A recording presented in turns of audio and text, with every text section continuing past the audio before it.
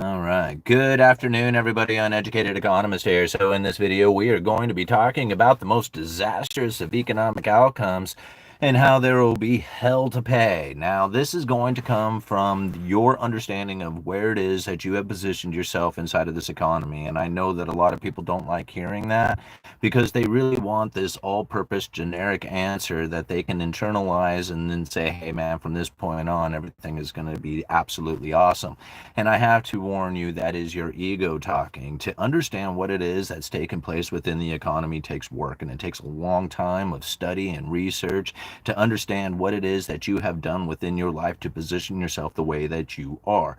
Now, it's not a matter of somebody else's responsibility for them to figure out what it is that they can do in order to create an environment that's going to work out the best for you. That's your job. Your job is the one that says, hey, I can see what's taking place out there. I understand that I am not the best decision maker throughout my life and that I have made bad decisions trying to party it up and feel good about what it is that I was doing with my world, only to realize that that damaged me throughout my life, and that there was other people out there who didn't do what I was doing, and they actually put their money to a place that was actually going to have a return on their investment, and they're doing really well, and there's no point in blaming them for making the right decision. And so once you start looking at the economy for yourself, that says, hey, I need to own this. I need to own this for myself. And once you do, then you can start looking at the most disastrous of economic outcomes in a way that says, how do I deal with that?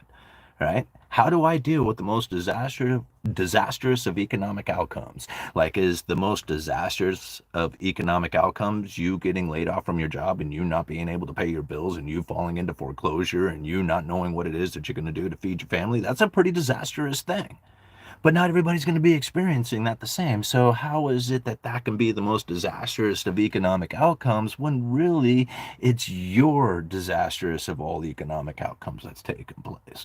So there's no way of dealing with it as a holistic view. You have to deal with it for yourself.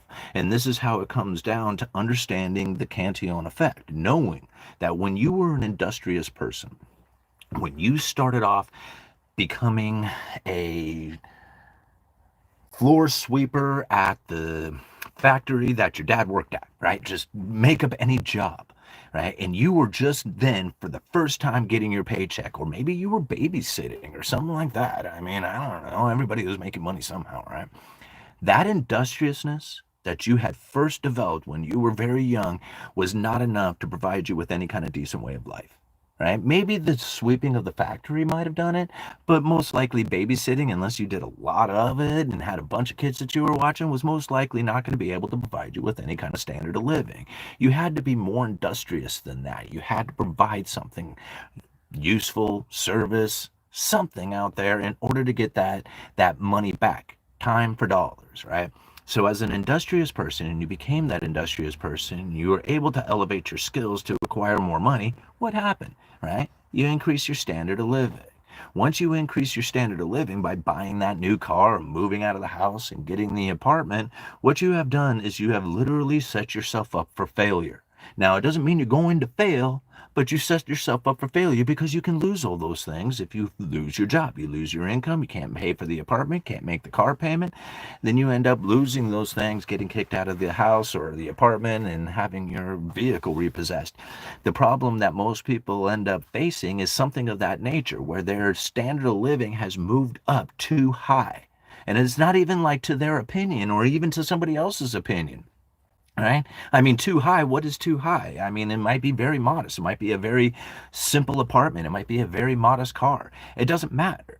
Right? That luxurious experience of being able to have an apartment or have a car, this is what's going to set you up. And so once you have put yourself in a position in which that you are required to make these payments, you have to go to work, you have to stay industrious, you have to be that producer saver, and you are, in order to maintain your standard of living, now you're feeling somewhat as a slave, right? Like, I have to do this in order to have this existence, and it doesn't feel good. And then the moment that you start feeling pressure, like, the cost of living goes up, the apartment goes up, the food goes up, the insurance on the car goes up, or something of this nature, now you're mad because now you have even less money to go out there and enjoy your life, because that standard of living is costing a lot more than you had anticipated as the cost of living goes up. So now you have to become even more industrious, or you have to fight for your position or cut back on your necessities, which never feels very good.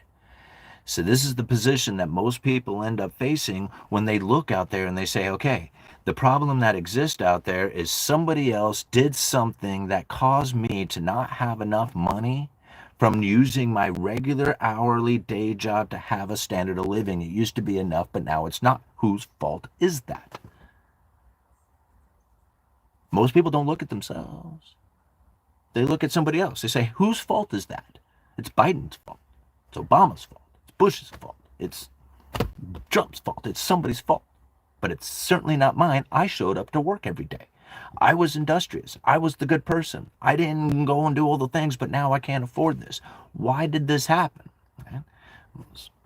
It's because of that higher standard of living. More people, right, are now living this higher standard of living, trying to face the same consequences that you are. What's going on here? Well, to understand this Cantillon effect, it keeps going, right? Because it's not just you having a higher standard of living and all of a sudden the cost goes up. Right? Because eventually, if you were to become more industrious, you could increase your wages and try to compete with the people out there so that you can maintain your standard of living. And that's essentially what you're going to have to do in order to keep up with it. But most people won't understand why it's happening. So we have to understand why it's taking place. See, knowing the Cantillon effect is going to happen in this situation. It doesn't matter if you're a person, if you're a city, if you're a corporation, a country, it doesn't matter. It all goes down the same way. So understanding it for yourself, like as an individual, to understand that economy will then give you a better understanding of how this Cantillon effect is in a global macroeconomic level, right? Because here in the United States, when we rose as an industrious person, we were producing the world's greatest stuff and sending that stuff out there to the world. Well, what was the world sending us? They were sending us their money. So just like you, if you were becoming an industrious person, getting that job at 18 years old and getting your skills and learning how to become a better individual to be productive with, to be a productive individual, learning that, you got more in return for it, right? You got more money, which increased your standard of living. Same thing, right? It doesn't matter if you're a country or if you're an individual. This goes down the same way. So here, as the nation was growing as a productive, saving nation, producing the world's greatest stuff and then importing all this wonderful money, increasing our standard of living, something very interesting started to take place, and that is the added consumption. See, like if you're an industrious person, you're not just going to sit there and continuously save and invest your money. Well, some people might. But most people are not going to sit there and just constantly save their money. They're going to enjoy it a little bit. And they're going to go out there and they're going to start enjoying hanging out at the bar, going and get steaks and going and, traveling to some fun amusement park or doing whatever it is that says, hey, man, I've worked hard for this and now I want to enjoy this money. Right? And a lot of people would experience this very same feeling as they work very hard to get it. And once they have done that, what they are doing is they're increasing consumption. And now that's not a bad thing, right? Consumption, more people work and more things, right? Not a bad thing. Except for when you increase consumption, what you are doing is you are throwing the supply-demand imbalances out. So the added consumption, more demand, supply-demand imbalances, prices go up. And this is what's going to happen when you have people who have become more industrious getting new money in. With that new money, you go out there and consume. You enjoy more, right? You want 2 ribeyes instead of 1. You want to listen to live music instead of sitting at home. These are the things that start to take place, and the money starts to get spent, and this added consumption elevates the supply-demand imbalances, and you start having the prices move up. Once the prices move up, this is where it starts to get really tricky, because people really enjoy it in the very beginning. Right? Before the prices move up, they get this new money, the added consumption. Hey, this is awesome, good times, get to enjoy it. Everybody's happy about it. All this money is flying around. But then the prices start to move up, and that people don't enjoy. And just like you, as the individual who is earning an hourly wage, what ends up happening is that there's people out there who are now competing. They're going to do your job for less than what you've been doing. See, you've been working there 5, 6, 7, 8 years, increasing your wages, and now you got somebody new who's eager coming in, willing to do what you're doing. They're not going to do it as good, right? They won't do it as good at first, but they will eventually start to come in and start to do your job and try to compete with what it is that you are doing out there. And now you have to wonder about whether or not you're going to able to compete out there with all the other people out there who are now working for less than what you are doing it for. And it was awesome on the way up. Everybody was cool. But then now you got competition coming in. Well, that happened here in the United States when you think about us being a manufacturing powerhouse, distributing the world's greatest stuff out there to the world. The world was sending us their money. We increased our standard of living. We started buying a whole bunch of stuff. That consumption started increasing the prices. And now the foreign competitors are out there going, hey, you guys, all that stuff that you are buying over there and increased in price, I'm building that as a foreign producer. It's not as good, but it's cheaper. Would you like some of that stuff? And since people don't really like spending money on higher prices and they are willing to accept a lesser quality good for a lesser price, now you got foreign competitors coming in to compete with your domestic manufacturers.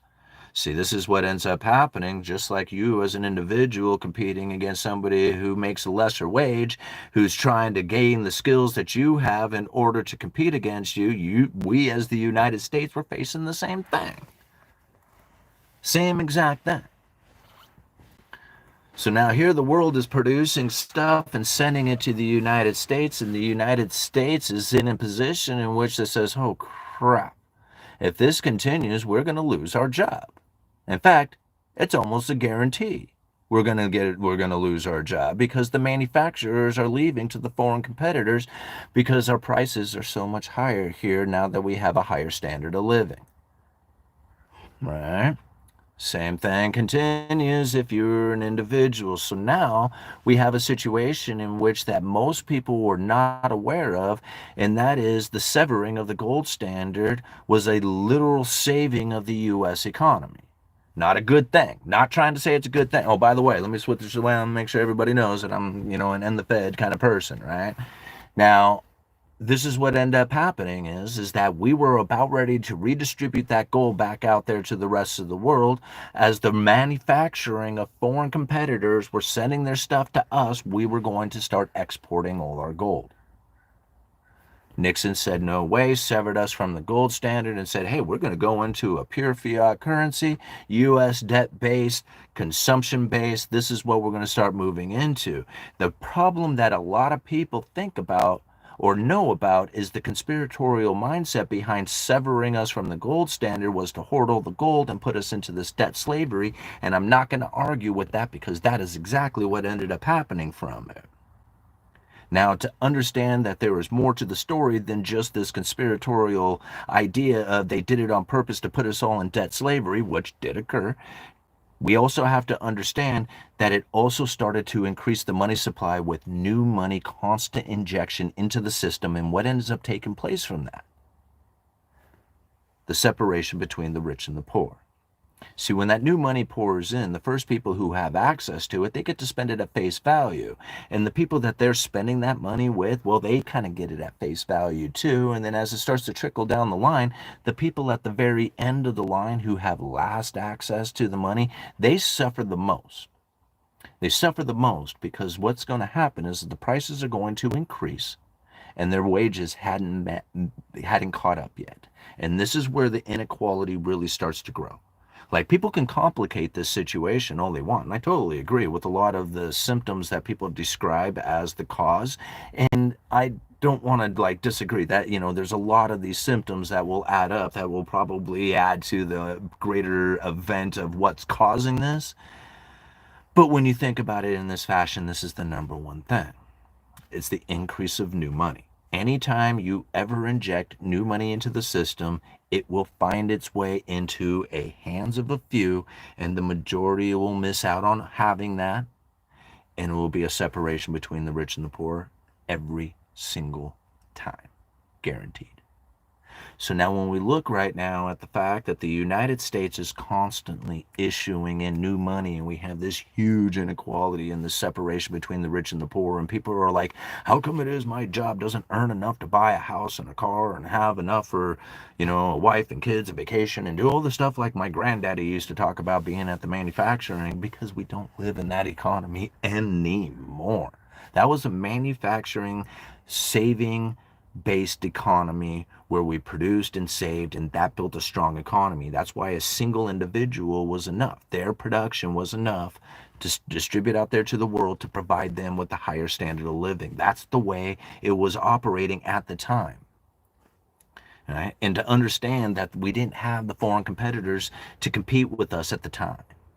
We were awesome at it. We were so good at it. We had all these skills and ideas and minds and craftsmen from all over the globe come to the United States and bust a move. And it was amazing. And we were able to produce awesome stuff, send it out there to the world, and we hoarded all that money and we raised our standard of living. And everybody was saying, hey, man, this can last forever. But they weren't taking into account that once you have taken all the gold, the rest of the world says, that's it, we're done. We can't send you any more gold. You're going to have to redistribute it back out there. I'm sorry, guys, but you're done hoarding the gold. Manufacturers of foreign competitors are going to have to take it because that's what the natural course of events is going to say, according to Cantillon, who wrote about it hundreds and hundreds and hundreds of years ago. Literally. This is how the natural course of consequences of being a manufacturing powerhouse hoarding all the gold happens. Because the rest of the world says, hey, I would love to keep buying your stuff, but we don't have any gold because you got it all. So now it's time to redistribute, meaning that we're going to start to manufacture some foreign competitor out there and take your gold. And this is what we were going to end up losing. The United States had figured it out, right? Figured it out, or was in a position in which that they were deploying fiat currency. They were issuing out paper dollars. Now, once you start issuing out these paper dollars and people are like, hey, we got paper dollars to do transactions with, and this is really slick, man. We are able to do all the transactions we could ever possibly imagine because there's literally an endless supply of these paper dollars out there. And you know what's amazing about these paper dollars is that they're as good as gold. Guaranteed. We can go and cash in a certain amount of these paper dollars and we can get a certain amount of gold, and there is no doubt about it until there was.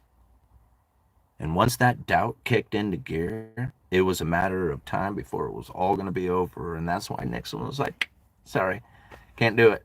All right? All these Americans who have this high standard of living and they're all like really enjoying it, besides all of us rich guys up here, we're not going to let this go.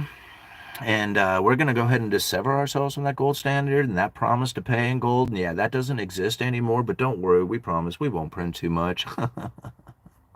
Right?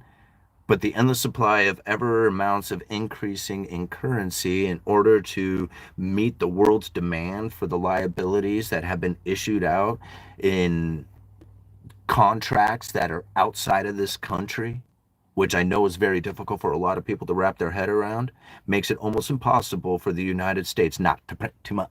Right? They are going to have to print too much. There is no other choice about it. And if they go down that particular road, you're going to find that the increase in new money is going to continue to separate the rich and the poor in the most profound of ways. That's why this is the most disastrous economy, is because people are anticipating that at some point, if I work hard and just stay dedicated to this job, eventually it's going to be enough to provide me with the life that I have been dreaming of, the American way. And it's not going to happen because we are not going down that road. All right? It's not in the cards. It's not the way it's working. That's not the way it works, right? That's not the way any of this works. And so once you have grasped the idea that the Cantillon effect and the issuance of new money is what separates the rich from the poor and is creating the situation in which that what would have typically be understood as that good, high quality job that people would think that would be enough to provide for the entire family, it doesn't work anymore because it's just not that sort of environment. It's not that economy. If we were the producer saver sending that production out there to the world and the world was sending us their money, we would have a whole different thing going on here, but that's not the case. All right? We have debt issuance, and people who are taking advantage of debt do two things. All right? There's one person who will take advantage of debt and go buy a big old pickup truck and talk about how awesome it is and then try and work desperately hard to make the payments on it. And then there's somebody out there who is going to go out there and take out the debt to then buy a cash flowing asset with it, which is going to put them in a position in which that debt is now paying them. This is how the major portion of the separation is taking place, is the two directions that people go with this new money. If you have access to new money, think about that. That's debt issuance. That's the new money. If you have access to new money, what are you doing with that new money? Are you buying a pickup truck, or are you going to go out there and you're going to start a business? Or use it to buy material in order to produce something so that you can sell it, which is like a business, right? This is the idea behind it. Good money versus bad, or good debt versus bad debt. When you think about these two principles, and that this is the way that most people bring new money into the system, it's always going to go purchase something, right? It's always going to go into purchasing something. But how the individual itself set themselves up inside of the economy in order to benefit from that situation is very different from each other. With the one individual saying, hey, I am going to take this and deploy it to a way that it benefits me, and the other one says, I'm going to set myself up with a pleasurable experience that will cause me pain and suffering because I have to work so damn hard to keep it. This is the difference. See, Cantillon describes that there's two different types of people out there. They're the ones who work really hard, who hold back on their expenses in order to acquire in order to acquire an income beyond that of their occupation, a secured rate of interest beyond that of their occupation. Think about that. How many people have this mindset to get a secured rate of interest beyond that of their occupation? Say it over and say it again with me, right? A secured interest rate beyond that of your occupation. Very few people think that, right? Now, the people who do, other people will look at it and say, oh man, you're so lucky. Yeah, you so lucky to be in that position where you get to, feel free and be independent and have things in your life. And, while I partied it up and didn't have anything and, blamed the New World Order and all that other stuff. You're so lucky, right? This is luck? I mean, or is it just plain understanding of the situation that you're now in order to deal with your economy? Right? Two different directions you can go. I've seen it happen. I did it myself, right? I mean, I know the problems that I face, and I look back on it and it was just like, dude, that was so dumb. So dumb. Right? You could be so much farther ahead right now. And then I look out there and I think to myself, you know what? For the last 5 years, where you were to where you are today is absolutely amazing.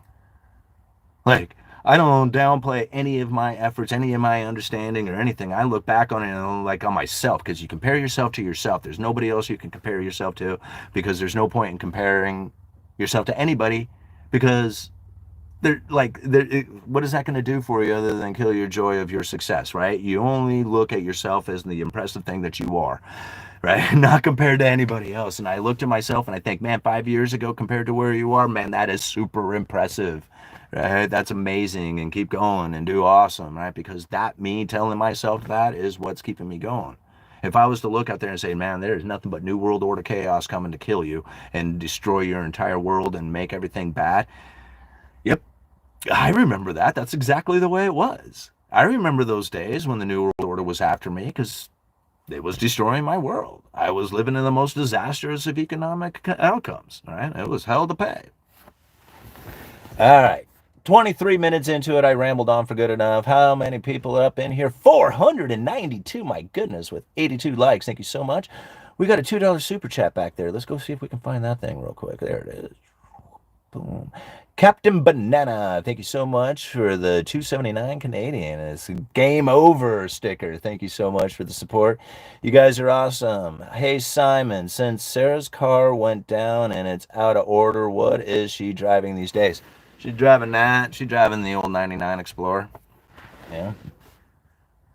All right, because when you drive a POS, you have to have a backup, and I got my S10 right there, just in case we have some kind of issue with either of these vehicles, because, saving money driving old cars, yeah, you got issues that might take place, and that's not something that, I'm willing to deal with, is to be down a vehicle, so you always have to have a backup.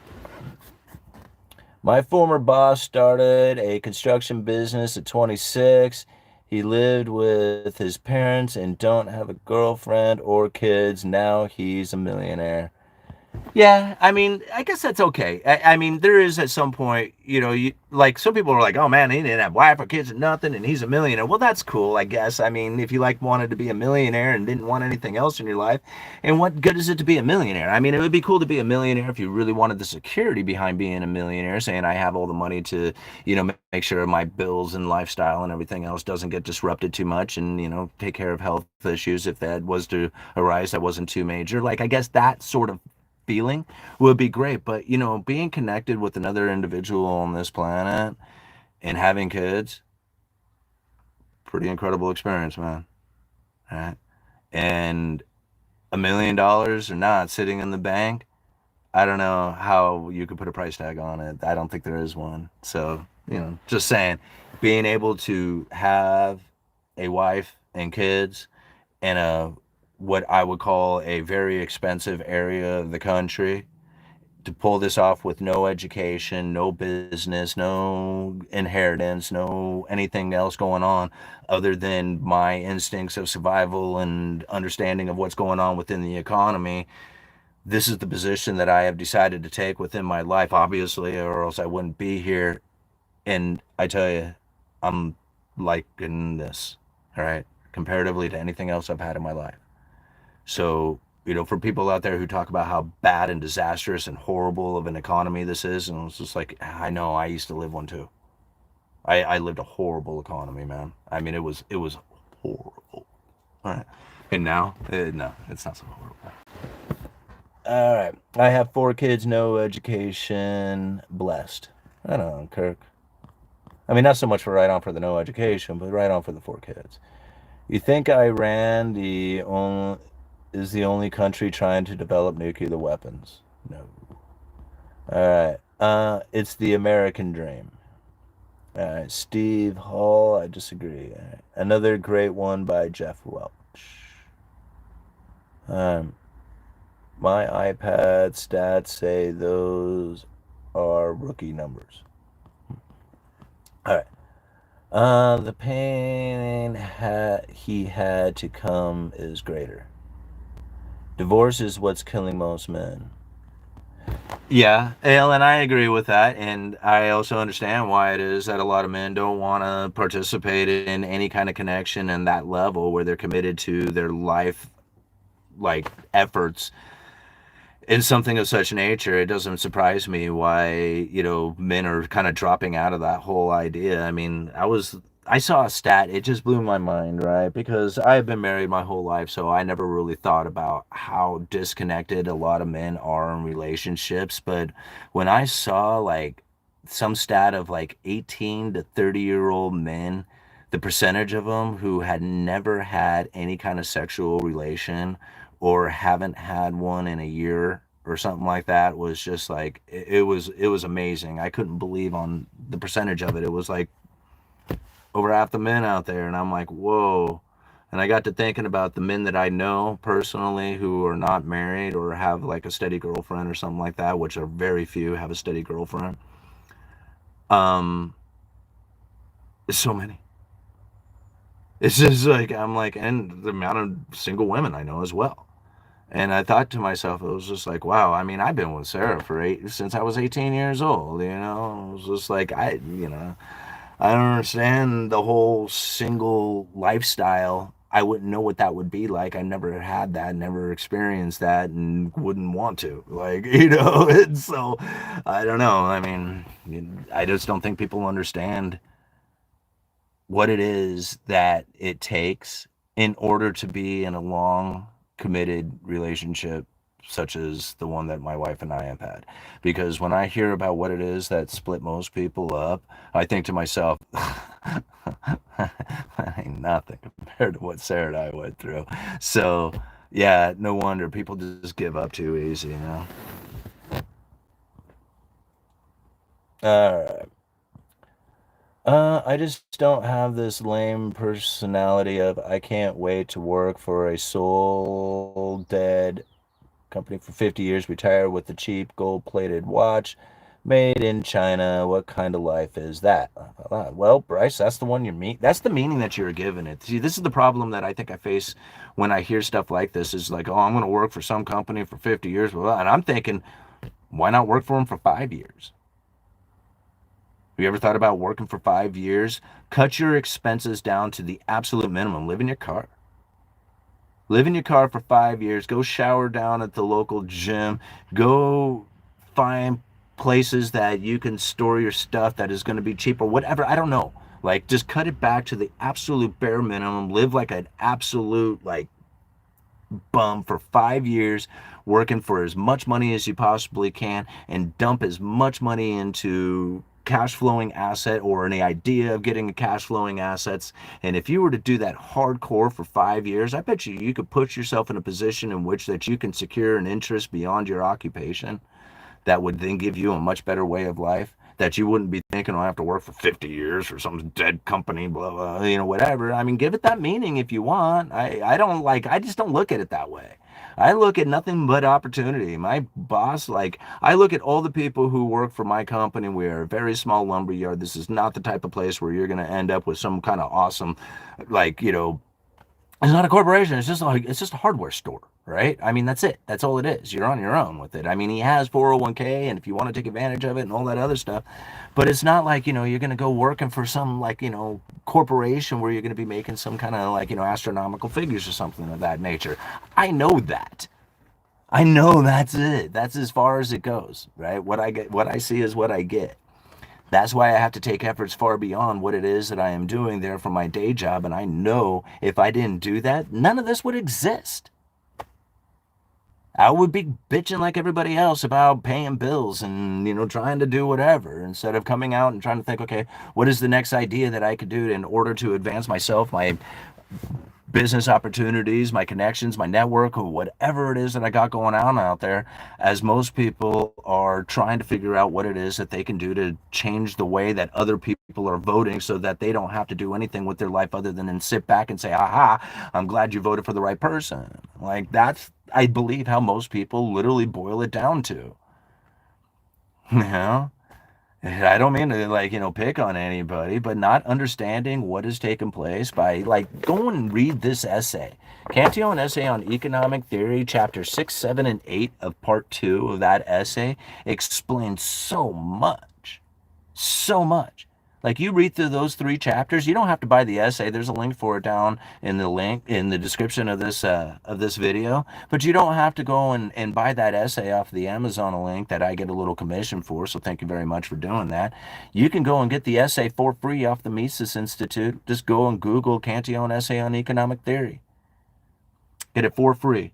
Go and read chapter 6, 7, and 8, part 2 of that essay. And I assure you, you can get it done this afternoon. You can read through all 3 of them. We've done it here on this channel several times. We've read through those chapters. You go and read those chapters, and I guarantee you will have such a better outlook on life, on the economy. Maybe not on your life, but on your economic life, you will understand a whole lot better on why it is that it's going down the way it is. Most people just rather just blame politics, which I understand. Like, I wanted to blame politics too. I did. In fact, I blamed all the politics and the New World Order and everybody else out there who I could ever possibly put some blame on. I did. And I blamed everybody except for myself. I mean, it wasn't my fault until it was. Now I don't blame anybody. I mean, if I blame anybody, it's myself. And I do pick on myself a lot, thinking that, man, I just don't think I do enough. I think there's more that I could do.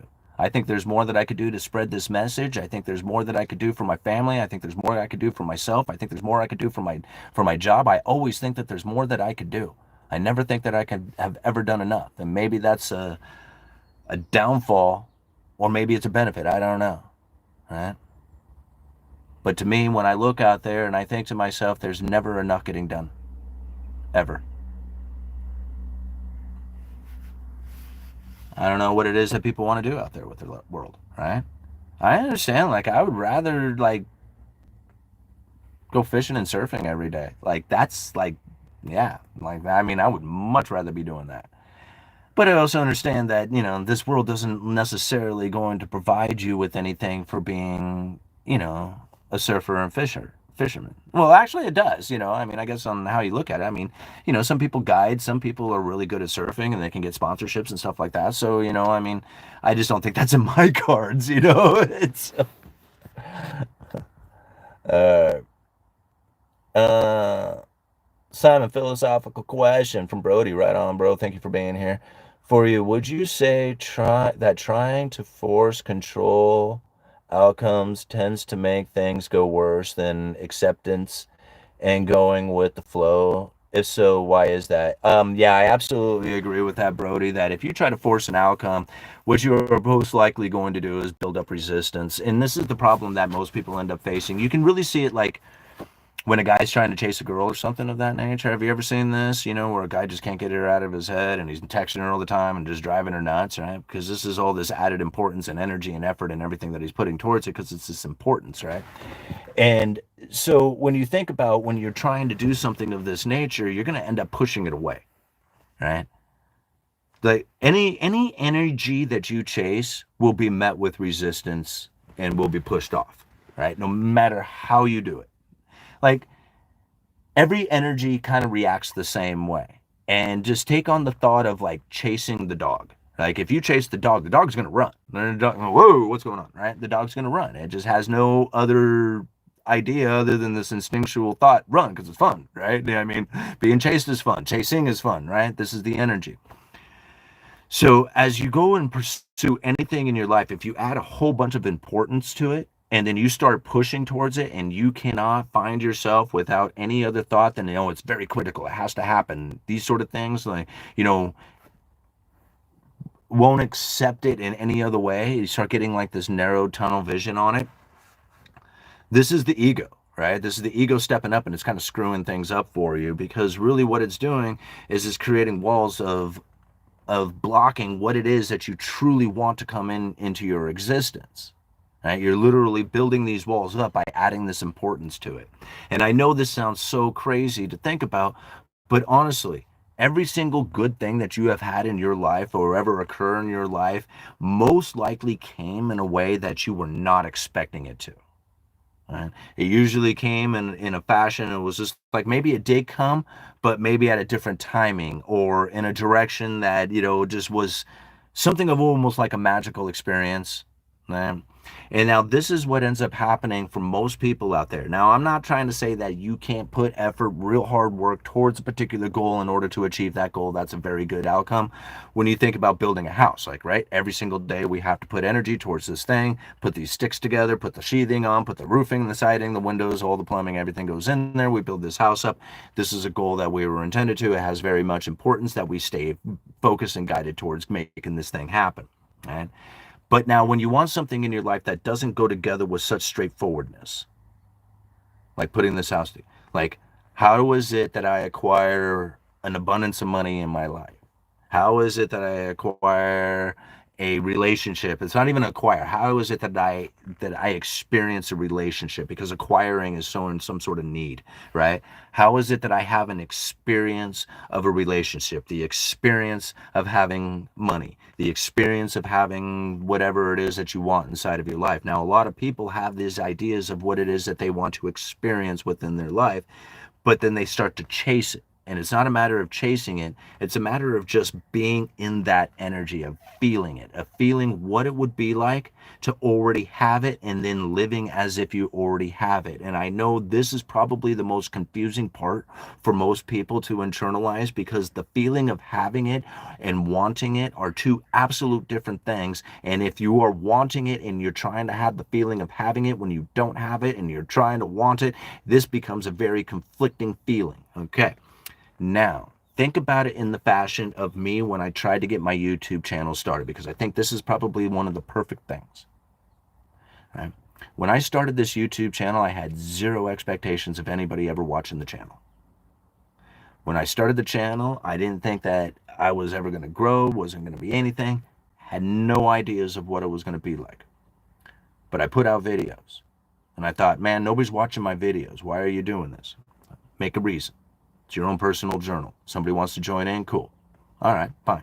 So I started putting out videos like they're on my own personal journal, being very consistent with the videos and placing them out there. One of the things that I found is that I was acting, behaving, feeling, and enjoying and looking at myself in this channel like it was a real YouTube channel because it was growing. It was really slow at first, and like at first I didn't feel it, but then as time went on, the more consistent, I started feeling it. Right? I started like I was living as if it was there. And I thought to myself, what would you do with this channel if you were to be consistent? Here we go. Let's be consistent with it. Felt very uncomfortable, very weird. I couldn't think of the videos that I wanted to do. I didn't know, like, I thought people would make fun of me, all this stuff, right? And the more I did it, the more I realized, hey, I'm pretty good at making these videos, and I see people are really enjoying it, and I'm starting to get the subscribers, and the videos are getting a little easier to make, and I'm starting to feel better about making these videos, and I realize, holy crap, I'm a YouTuber. I'm a YouTuber.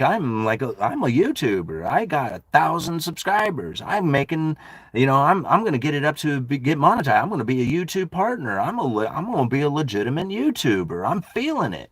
Holy moly, I got a product here. This is the feelings that I had. Like it was all of a sudden dawning on me. I was like, oh my God, I'm a YouTuber. When did that happen? The day I started the videos. The very first day. That was the day. See, just like anything else, I didn't have subscribers. I didn't have offers of sponsorships, which I don't take, which I'm going to take at some point, but I don't. I didn't have anything going on like most people would think of like being a YouTuber, right? But I was living the life as if I was a YouTuber, and I started on day one. It didn't feel that way on that day, right? But I was living my life. I was thinking, what would a YouTuber do? You put out videos consistently. How do I do that for myself and not feel like a moron? Make it like a personal journal, right? These, and these were the steps that I took. And so if you want those things in your life, if you want to be a YouTuber, right? Well, what's the very first thing you have to do? You have to have a YouTube channel posting videos, whether you like them or not, because I didn't like my first videos. I didn't think they were good. I didn't think anybody was going to watch. I didn't have any confidence in anything that was going on out there except for the fact that I wanted to put out another video. And that's it. You can do the same thing with money, business, relationships, whatever. I mean, if you could imagine, what would it be like to how would you feel to already be in a good relationship? Try being in a good relationship with yourself, enjoying the things of your experience around, not being like, oh man, I ain't got nobody going on, but no, I'm enjoying the beach. I'm enjoying this restaurant. I'm enjoying the concerts. I'm enjoying everything out there. And I assure you, if you are in that energy, there's somebody who vibes with that energy who says, hey, I want to enjoy that with you. But you have to be enjoying it. If you're like sitting in a depressive state, you're going to attract somebody who's in a depressive state, and now you're going to try and work on getting out of that depressive state together. It doesn't work like that. All right, let's move on. Thank you, Brody, for the question. What do we got here? Deja Vu, member for 18 months. Thank you so much for being here. Simon, please don't take sponsors. I've lost a lot of respect for YouTubers that do. I don't know what to tell you, man. I mean, this is the difference. I had somebody come to me and they say, dude, I have less than 50,000 subscribers and I make $20,000 a month on my YouTube channel. Why aren't you taking sponsorships? Now, I can double my income. Sometimes I can even do pretty good here on YouTube just from the ads that are played from being a sponsorship. But when I think about what it is that I could do for my family, what it is that I could do for their future and everything that's going on and the short amount of time that I really have left, considering how much I have screwed it up, do you know how tempting it is to do that for a while? I mean, I would love to be able to make $1,000 a video when I come out here and make a YouTube video, but when you're only getting 3,000 to 10,000 views, and on a good day maybe get 25,000 views, never in a million years is that going to happen. But when I can put out a sponsored video and in 10 minutes make more money than I can earn in 2 weeks of anything that I do, and you're telling me don't do it, you know how difficult it is to say, man, guys, here, my family, I'm sorry, there's a whole bunch more stuff that we could be doing that I could try to accomplish, but unfortunately my pride is a little bit too much, and I just can't do it. It's too difficult. Take Bluetooth sponsorships at least. Do you think Sarah can handle that? I mean, I can only sponsor something. I'm sorry, I'm not trying to sponsor this stuff. I just thirsty. Um, I don't know about that one. All right, I would accept uh blue tea sponsorships and actual useful product with support. You guys want me to do Bluetooth sponsorships? Okay. Do sponsors control what you can and can't say? Do sponsors control what you can and cannot say? Well, there's obviously a commercial involved, so they're kind of in control of what it is that they want you to say inside of that. But I've never had a sponsor tell me about what it is that I cannot say. I've never had that. I did have a news, it was a long time ago, a news radio station interview me, and they asked me not to bash the conservative party if I could not, or at least not to be too insulted because they have a huge conservative base. And that was the only time that I was just like, I don't know, bro, I don't know if I want to do this. It's just like if you're gonna hold me back on things that I say or censor me, then I don't know if we should really do this. And he was like, no, no, I'm just saying this, don't go hog wild and just like, blast them or something like that. And I'm like, I don't really generally do that anyway. So anyway, it was cool. Nothing happened from it. But that was the only time that I've ever been like, like pinpointed down on like what it is that I can and cannot say. Even with the few times that I had taken sponsors, those few years back, outside of the information that they wanted me to cover as far as like the sponsorship part of it, I've never been told what I can and cannot say. We trust you, Simon. Do what you think is best. We will be all right. Do the sponsorships, and really, honestly, I don't. We should go on. We should start covering back into economics because we got 442 people watching, and really, we should be like talking about helpful, useful information and not discussing the strategies of the channel. But ultimately, I want the viewers to sponsor the channel, and I haven't been putting in my effort, which is trying to put out more recent, consistent content on the membership portion, which would essentially be the viewers sponsoring the channel. But I have my excuses, and I'm not going to give them to you. It's happened, right? That I just don't put out that consistent, so it's my fault too that I'm not doing it, but I'm really looking forward to having the viewers themselves sponsor the channel so I don't have to take outside sponsorships. And I'm still looking into it. I just don't know what else that I can do. Like when I'm seeing so much money being passed up and what it is that I can do for my family and the benefit that I could provide for them, to think that, man, I'm going to let that go. Like guys, you wouldn't believe it. I've already passed up millions of dollars. I don't have millions of dollars. Like I'm working hard for my money, putting out the YouTube videos, going and doing my side hustles, going and do my day job, trying to do the affiliate sales, doing what I think is the appropriate thing, where I've literally watched $1 million pass through that I didn't take advantage of. Right? It's my own stupid pride. All right, let's talk about economics. All right, get gold sponsorships. We already know you like gold and silver. Yeah, deplorable. Actually, that's one of them that I'm considering is a gold sponsorship. So I you probably already felt that anyway. All right. Take the million life is tough. Yeah, I agree, M. Ryder. Simon, the UE community could grow with a Discord serve.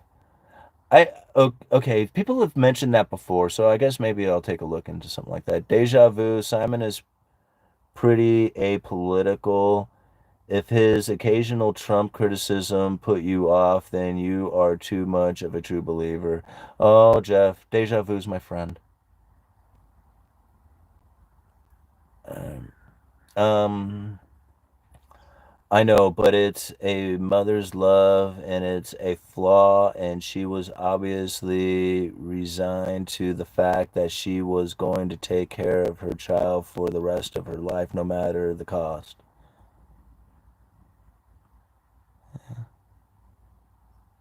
All right, Simon, how about your experiment with making the channel membership $10 for a couple of months?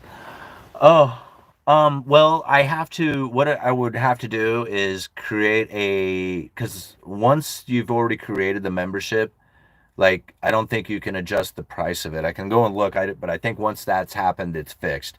So I can create another membership to the channel and say put it at $10 and see where we can go with it.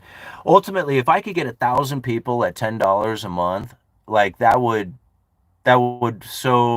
mean, believe me, I can make a hell of a lot more money doing the sponsorships, but at $10,000 a month in my day job, it, that would just be like, I could totally swing that and make everything happen that I think I would really want to, because that would give me the opportunity to let Sarah pretty much do whatever it is that she would really want to do with her life. And I know she wanted to go and get further education and try and benefit herself in that kind of fashion. And so, to me, like, that would definitely get me into that position and wish that I could do something like that. But what are we gonna do for $10 for a membership? Like, uh, I already feel like I kind of give you guys everything. You know, I make about 90 to 10 or to 100K per year, and it's nothing anymore. Yeah, Mark. Well, that's like what's really scary about that is that although it doesn't feel like anything anymore, you're literally living in the top 20%, right? You're in the top 20% of people. And 80% of the people out there don't even come remotely close to living anything to what it is that you're living out there. And although it doesn't feel that extravagant and amazing for you and that passion, because it's just like it's just 90 to 100K a year, and depending on where you live, it's like you live in San Francisco and that ain't gonna be anything. My area, I mean, it'll get you by, but it's not like you're gonna have some, like, fancy way of life or anything like that. The rent here is incredibly expensive. Houses are stupid expensive, and just like anything out there, most people find themselves living to their means, whatever it is that they earn. They have, like, they say to themselves, well, I don't have an expensive car, I have a modest car. Well, you still have a new car or a car payment or something like that. I'm not saying you, but generally speaking, people who earn 90 to 100K a year don't drive a 99 Ford Explorer. The people who do are purposefully doing it because they are trying to save back on money so they can put it into other things. Like, I would love to be driving a brand new Camaro. All right. Of course, they don't make them this year. I would be love driving a really new Camaro. And I think that that would just be a blast. I would really enjoy my experience if I was to do that. I know that would be a very, very burdensome thing upon my family for me to enjoy that. I don't really have that desire to enjoy a Camaro sitting in my driveway or the few minutes it takes me to get to work. Like, I want to enjoy a Camaro on the weekends when I'm cruising down the coast, you know. How did they say it in the Goonies? Cruising the coast, cruising for bears, but no, he had to go and fail his driver's license test. That's when I would really want the Camaro. All right, is when you really want to enjoy the experience of it. To just have it, so what? I can go get it. It's just like I already feel like I can have it, and it's like having it is no big deal. I just want to be able to drive it on a couple of occasions on the month in which that it was a nice day, and then it's cruising down to wherever it is I'm going. Like, that's when I really want it. So to me, it's not that important, right? I would much rather take that payment and put it towards something that's going to end up, being a return on investment to me. You're a good man, Mark. God bless you, brother. All right. Kirk, they have website to track her trades. There's a lot of care for Mark, and we know he goes beyond money. Oh, what's going on with Mark? I am not saying I am starving. I support my wife, two autistic children, and my 80-year-old grandmother. Right? See, now that's somebody who's struggling right there. And I'm not saying you're struggling. You probably really, I mean, you may very much enjoy your life, but when I think about what it is that I have going on in my life, it was just like, I'm not experiencing that. Right? That's not what's going on in my world. And so the decisions that Mark has to make and the places that he is having to go and enjoy, if he even has time to even enjoy anything in his world, is a whole different experience. Right?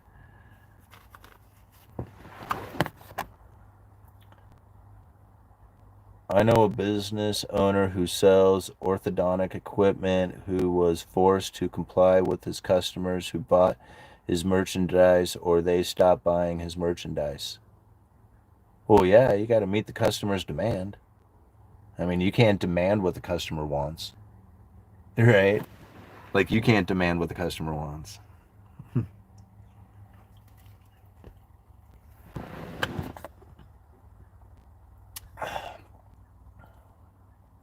Simon, you're not going to be a hypocrite, are you? Don't want to add that new money in your life? Do you? Do you not go indulge in a higher standard of living? Are you? Okay, no, like you have no other choice but to indulge in a higher standard of living, do you not? Like, I don't want to live in a tent. I mean, not today. Like, I got family and stuff. I want them to live in a bed. I want them to have a bedroom. I want them to have their own room. Oh, would you delete it? You know, um, I'm not trying to prevent the inevitable outcome. I can't. I can do my part by not participating in what it is that I think is going to create the inevitable outcome, which is the separation between the rich and the poor. If I'm going to see that take place and I know that there's going to be a separation that happens, how is it that I'm supposed to position myself accordingly for that? Now, I love to drive a new car. I like living in this house. I like eating ribeyes. I like listening to live music. I like going and visiting my family. There's things that I like to do, and there's things that are necessities in my life, and those two things aren't necessarily the same thing. So, understanding that if I'm going to take my time, my effort, my energy, and I'm going to put it towards something out there, many people have very little problem putting it to something that is a pleasurable experience. Going to the bar, going to the concert, going to buy toys, going to buy anything that gives them some sort of pleasurable experience, they have no problem doing.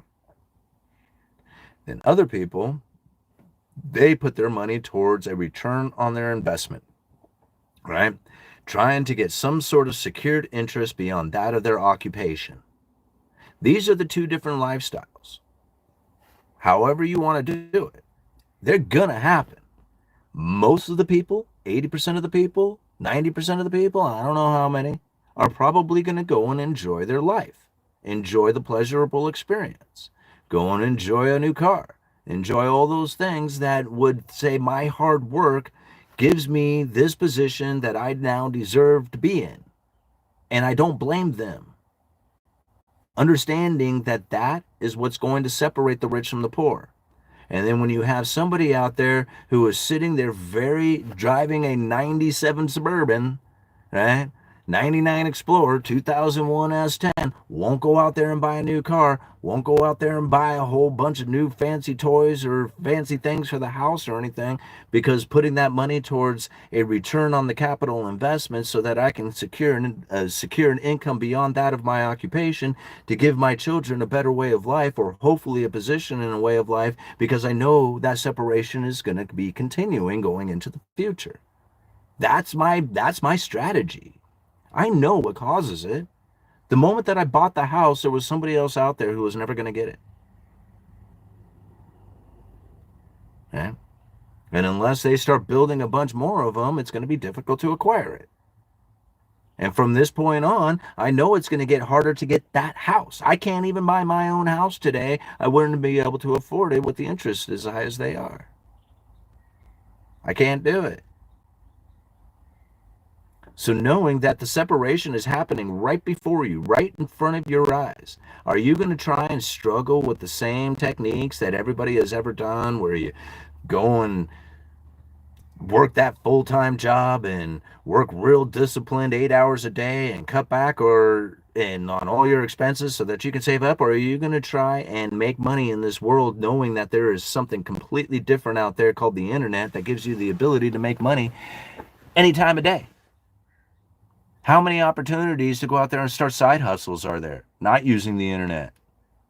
How many opportunities are out there that exist where money flies everywhere that you could reach out and grab it, but instead just look at the 8 to 5 position that you hold saying this should be enough?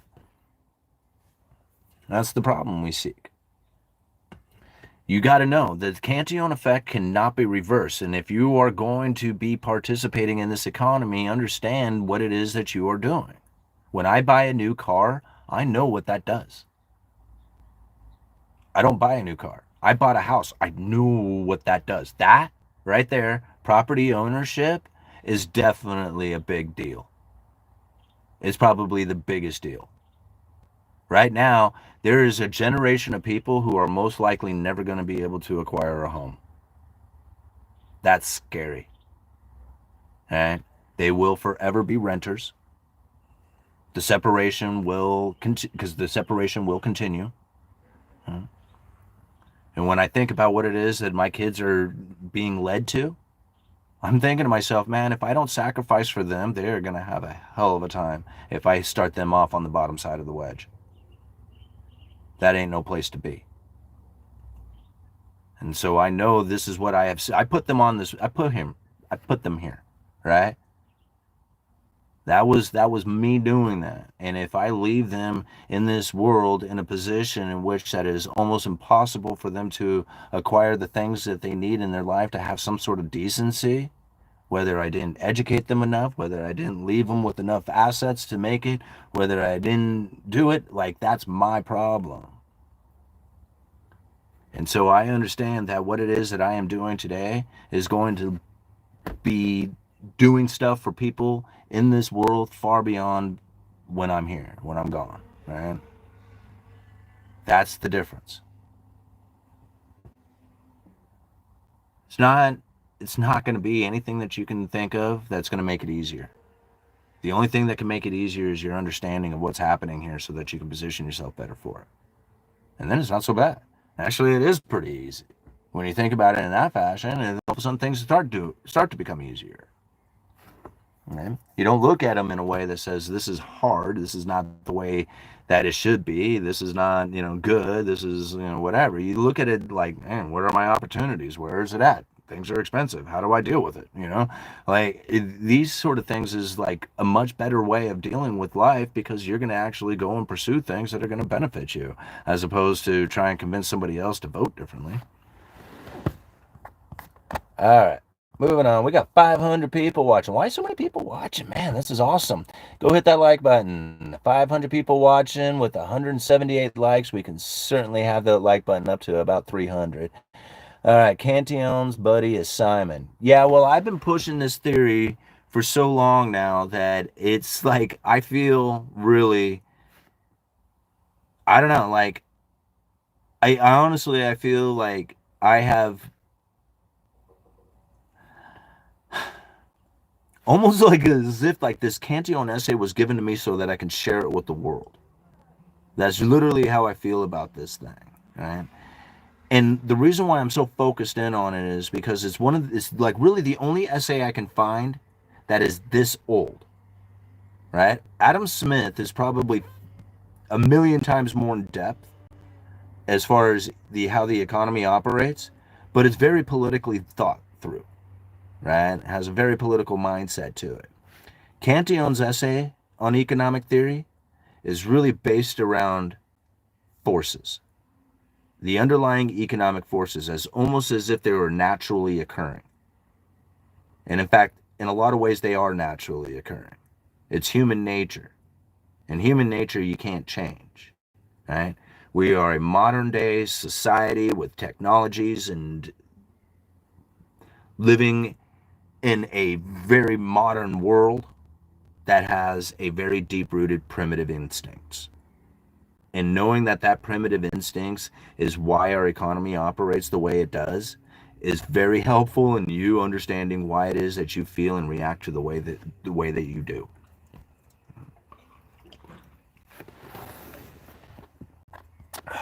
All right. Simon should rename the channel from Uneducated Economist to Get Your Ass a Second Job or a Side Hustle channel. Well, I mean, if that's what you take from it, I guess, right? I mean, and that's the meaning that you have given the information, but that's not necessarily what I have said, right? I mean, I say for a lot of people, that's going to be the easiest thing for them to do. Cut back on your expenses, increase your income. How many ways are there to make money? There's side hustles, there's internet, there's second jobs, there's making stuff and selling it. Like I know people who make tables, like they make like these live edge, wood slab tables that look really cool. There's all kinds of stuff that you could do to make money. And what most people are sitting around waiting to do is nothing. And I just don't get it. Like, I mean, it's not let's get up and get yourself a side hustle. It's a matter of understanding that you're not going to be able to do it with your 9 to 5 job or by voting for somebody. Once you have kind of eliminated those two things out of your ideas, now you can pursue that what it is that it's going to actually benefit you. All right. Housing bubbles probably don't help. All right. I wish I was younger. I would join up to that ICE program and collect 40,000. I would get a chance to serve the American people. Look up Jeff Welch. It's funny, Jeff. Look, I've had chimp brain. We all, on occasion, it's an attitude. I swear, 98% of being wealthy is an attitude. 98%, yeah. In fact, I think 100% of it is. Most most of the problem that I think a lot of people end up facing again is like the energy that we were talking about. Is just like if you're not in the energy of being, like if you feel deprived, if you feel like it's insufficient or out of reach, like if you have these sort of feelings towards your ideas, then most likely the subconscious is going to end up proving that to you. Your ego is going to prove it to you. When you look at the world as an abundance, like it just like to me, I just look at all the million ways that money flies everywhere and why I don't take more advantage. I know why. It's because I want to commit myself to it, right? And committing yourself to something sometimes requires you to do stuff when you don't want to do it, right? And you know that even sometimes when you don't want to do it and you know that the effort is just like not going to be rewarding, that it's the time that you're putting in that's the reward for it, right? It's the time, because what you get from that is the understanding of the failure that you're going to experience, whether because you're not getting rewarded for your effort, right? The ability to work more efficiently during those times, because again, like if you're not going to get paid for it, you're going to try and get the job done as soon as possible. You're going to learn quality, because if you had a better quality to it, then you probably would have actually got the money, right? These are the things that end up coming from being committed. Most people don't commit themselves to anything at all, right? Is being committed to a YouTube channel talking about economics when I was in absolutely no position in which that anybody should be listening to me talk about economics. You can do anything you want. You just have to be committed to it, and you have to stick to it, and you have to know that what it is that you're doing is useful and helpful. You can't demand what the customer wants. You have to look out there and see what the demand is.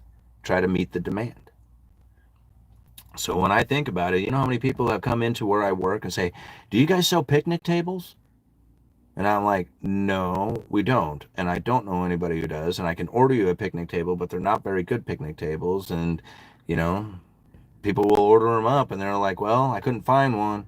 Right? So they'll end up buying. And I'm thinking to myself, man, how come nobody around here is building picnic tables? And I find people do. Lots of people do, but can't necessarily find that out there because it's word of mouth and it's, kind of just one of those things. I mean, I'm just picking something out of the blue. There's all kinds of stuff that people could do out there.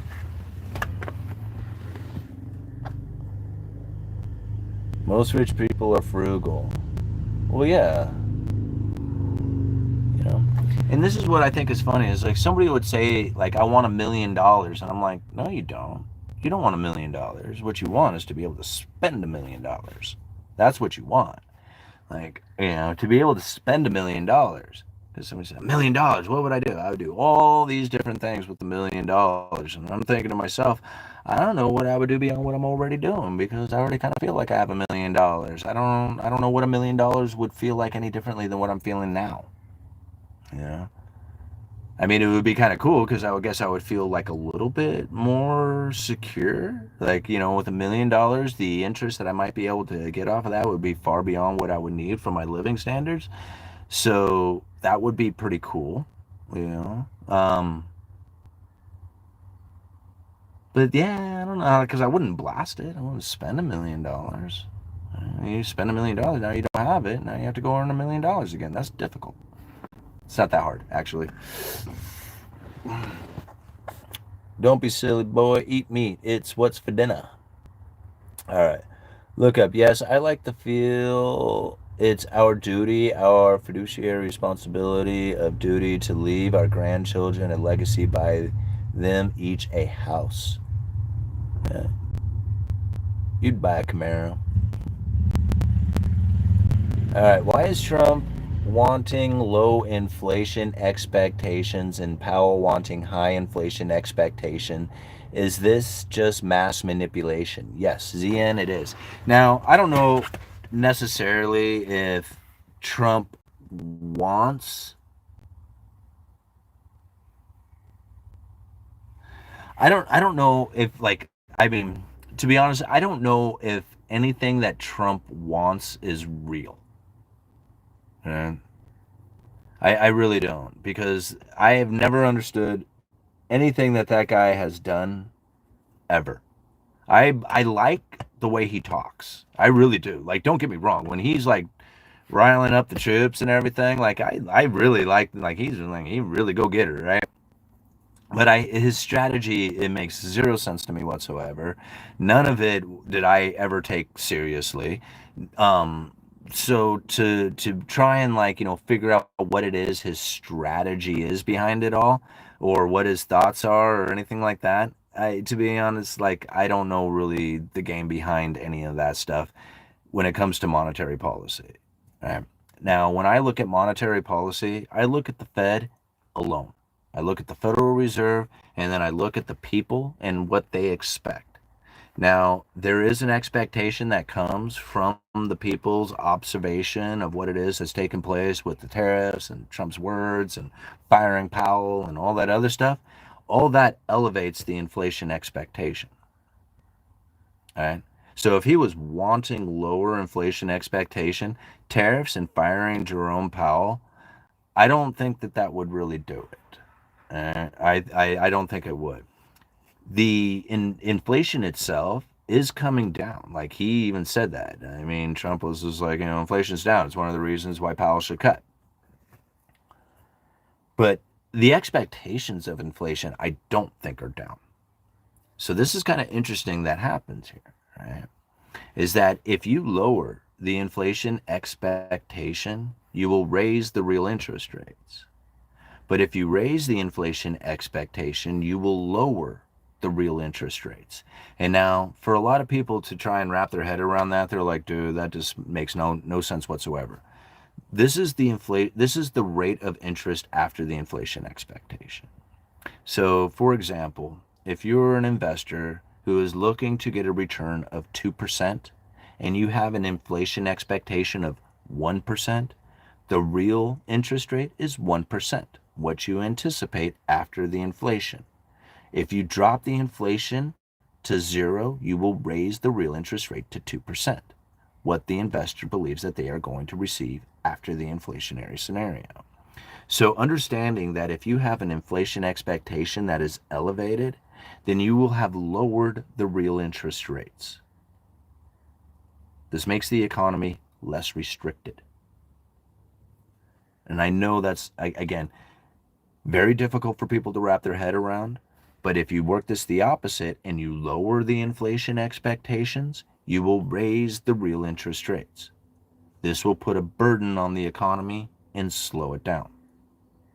So strange. This isn't me. Like, let me just prove it to you guys that this is the truth of the matter, because it's not me who is saying this. This is the Federal Reserve itself. Right? So I'm not going to go through the entire speech, but I do just want to quickly show you where I get this from, right? So that I can prove it to you.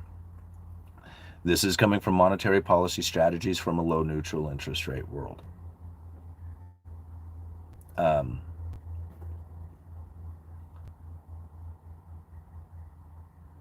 Let's see here.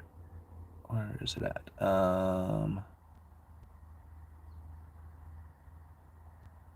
Sorry, guys. Where's my glasses? Do I have my glasses out here? Let me just zoom it in. All right. So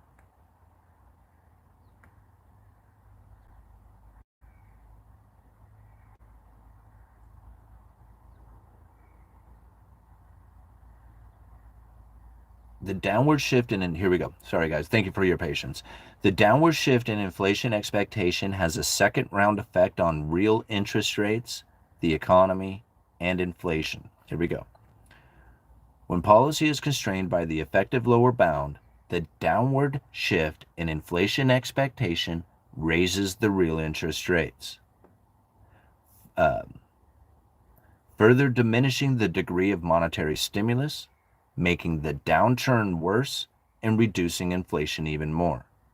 Even in times when policy is not constrained, the expectation of below target inflation in the future affects current decisions, putting additional downward pressure on inflation. In other words, monetary policy is always swimming upstream, fighting a current of too low inflation expectations that interfere with achieving the target inflation rate. Very confusing inside there, but I think if you just zone in on that one part, right? When the downward shift in inflation expectations raises the real interest rates, further diminishing the degree of monetary stimulus. If you raise the inflation expectation, right, you will lower the real interest rates. If you lower the inflation expectation, you will raise the real interest rates. So again, think about what's happening here. We have an elevated inflation expectation. That has lowered the real interest rates. We have inflation coming in low.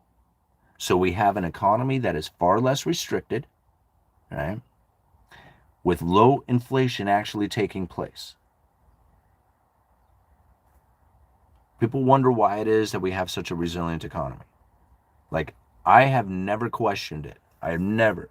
Every single time that I heard somebody say tariffs is going to cause this inflationary nightmare, and I'm thinking, man, there's another benefit to the Fed. Let's see. Let's wait. Let's find out what tariffs are going to actually happen, and let's just see what the inflation expectation is going to be from the people. Since if it's quite elevated, which it is, you will lower the real interest rates, which they have done. That's what I believe is happening. All the other noise out there, the mainstream media, I cannot look for from economic information. I cannot. The only thing I can use them for is to either validate or to try and pinpoint where it is that I am finding the credible threat theory, right? But that's really what it comes down to, is that I cannot use the mainstream media for any kind of accurate information. They just don't deliver it. They don't. I mean, if they did, then we would understand that the Federal Reserve was going for a flexible average inflation targeting, where they are attempting to get the inflation rate moderately above 2% for some time to make up for the fact that they failed to achieve the 2% target over the previous 10 years. They don't talk about that. I mean, they don't. The Fed does. They tell Congress, they repeat it over and over and over again inside of their speeches. I've shared that with you many times. But the mainstream media just doesn't seem to know, or care, or want to talk about it. They would much rather talk about something that is not accurate, and that is how it is that they're trying to get to a 2% target. And since that is not the case, 99% of the people really have no idea what's going on with monetary policy. And I know Trump is not helping that. You know? I mean, just the idea alone of getting rid of Powell is a non-issue, completely hypothetical, does not have any kind of merits, and will not be used as any kind of real strategy going into the future, because he cannot fire Jerome Powell.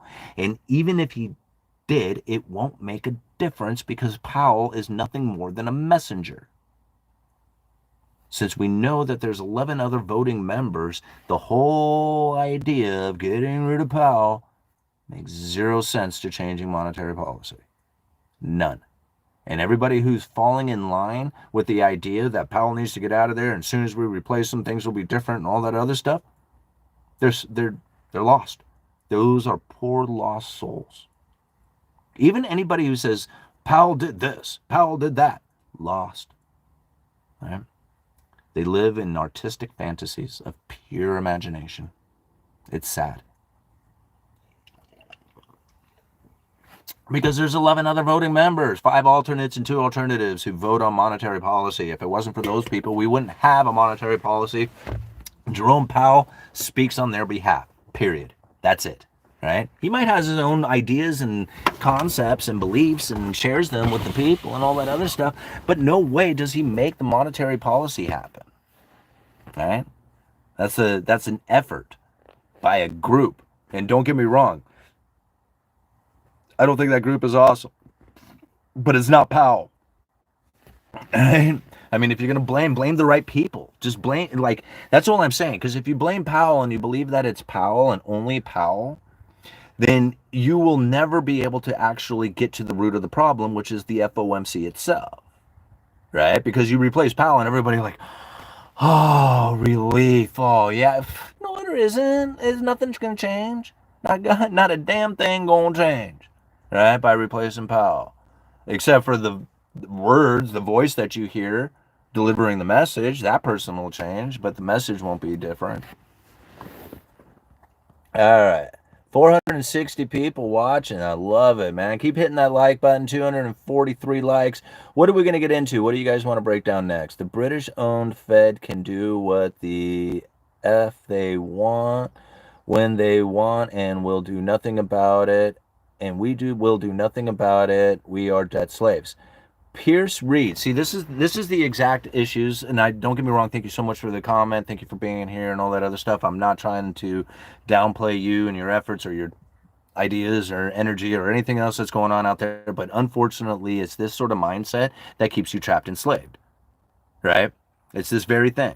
And so when you start looking at it in a different fashion, when you start looking at it, it says, okay, what does this information mean to me in order to advance myself, to better myself, to know that I am not going to be a slave, that I'm not going to live this life. And although that there are people who do take advantage of it in that situation, that put other people and make them believe that they are debt slaves, that does exist out there. I'm not one of them. All right. You can live that life too. All right.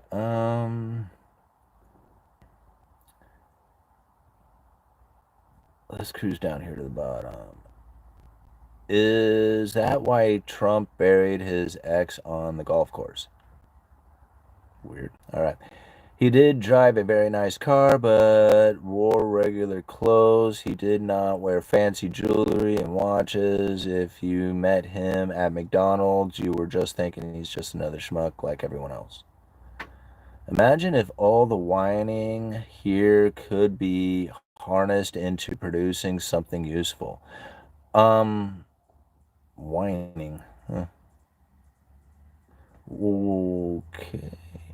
Let's see here. Rich, we were not given much of a choice in the last election. God help us in the next one.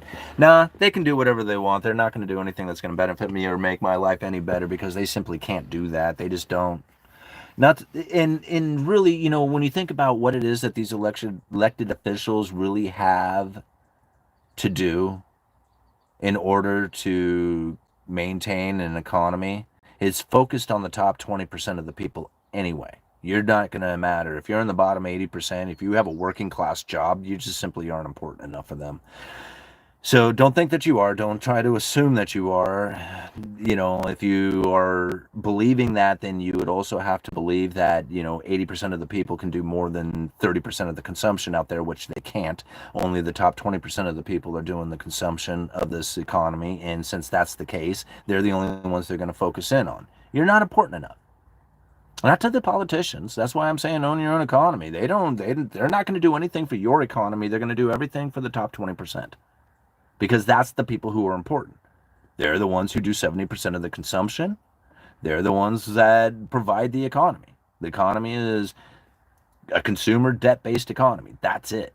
So everybody else is just going to shuffle things around for those people to buy, and we're going to try and, do whatever it is that we can to scratch by. We're worthless eaters at that point. And it's sad to think that way. I understand it, but once you kind of grow to accept it, that the politicians are not there and cannot be there for you, right? They don't have your constitutional freedom, rights in mind. Like, that's not part of their game. They act constitutionally. If I would feel differently, but they don't, right? And since that's the case, then I don't expect them to be on my side. I don't expect them to make decisions that are going to benefit me. I just don't expect them to be in my life. They're horrible individuals who do not do anything that's of any kind of decency for you. That's you. That's all on you. Yeah.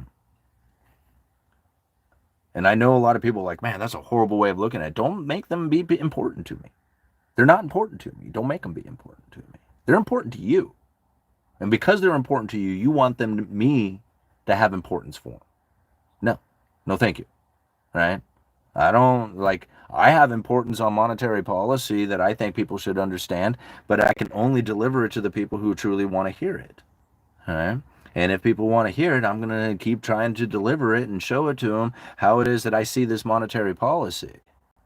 But I can't make it important to anybody. I can only make it important to the people who want to see it. And then people who internalize it and look at it and say, hey, man, this is good stuff. I want to share this with other people. And if they find it important, they can come watch it too.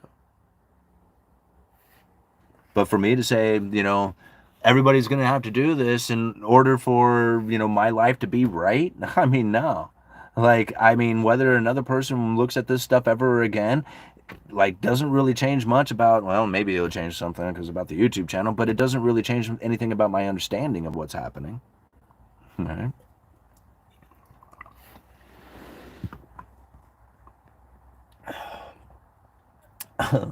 Lucifer, thank you for the $1. Lucifer Von Tell. Interesting. But I appreciate the $1 sticker, man. All right, sounds like need a revolution. Then they will always set the game for their benefit.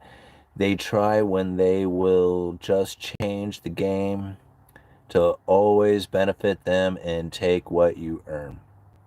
See, Robert, again, man, my entire channel is to try and change your mindset and give it different meaning. I live that life.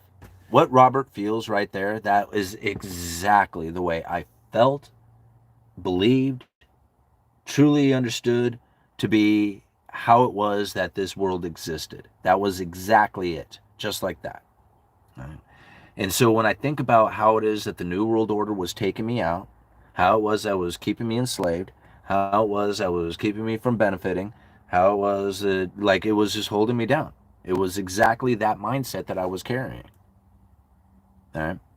And I'm not trying to deny that its existence. It does exist. The meaning that I was given behind it was deteriorating me. Right? I'm not trying to deny that the facts of the matter. Now, if you want to give it meaning that it's destroying your life, there you go. It will do it. It did it to me. I'm trying to tell you that it did it to me. I'm trying to tell you how the New World Order was taking me out. How I fought the New World Order. You fight the New World Order by not giving it any energy. You don't give it any thought. You don't give it any kind of conspiratorial mindset that's going to destroy your world, because that's how they do it. They get you involved in that belief system, swinging on that pendulum, and then your subconscious delivers you that outcome. Go for it. All right? Keep fighting the good fight, man. Or you can internalize the problem, say, I need to make different decisions for myself so that I can better myself in this exact environment, because there's other people out there who are absolutely killing it, and I could be one of those people too. Take on that meaning. Say, man, I know it's going to be a rough road to change this mindset around. From the time that I gave it up to the time that I actually found any kind of difference in my life was like 5, 7, 8 years later. You know how long it took? Of constant mental deterioration, of alcohol, depression, and belief that the new world, that somebody else was after me, of how long living that life, of reversing that it took. It took a long time. So the longer you're in it, the longer you're going to have to try and deal with the fact that you have been thinking in a way that has been destroying your own self, to try and turn that thought around into something that says, nah, I can believe in myself. I can do this. I don't have the world coming after me. Yes, there is problems out there. Yes, there are people who take advantage of it. But what is it that I can do with my current situation is unique to me, and I know I can do it. All right? You take on that sort of belief and mindset, everything starts to change. I know. That's how I did it. You can still be swimming away from a shark and not know it, Simon. Yeah, I understand deplorable. We can always look at ourselves and being like, hey man, I'm in a negative situation and things are never going to get any better than this. And even when they are good, it's still bad. Okay. You know how this is the way I look at it, man. You got peaks and valleys in life.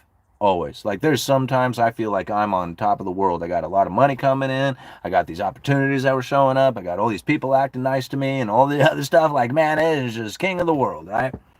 And then I think to myself right then, it was just like, okay, enjoy it, because all good things come to an end. You can't expect this to continuously rise. You can't expect to continuously make money, better money this month than you made last month, knowing that it comes in waves, that some months are better than other months. This was a good month. Next month might be a good month too. Don't know till we get there. But right now, this is a good thing, and all good things come to an end. So the next month may not be as good as this month. Enjoy it while it lasts. That's a whole different mindset.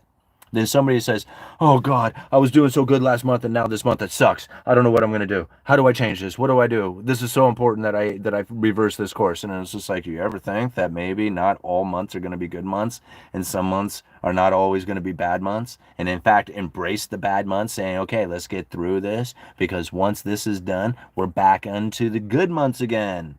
And that's like, just give it the right attitude, give it the right meaning.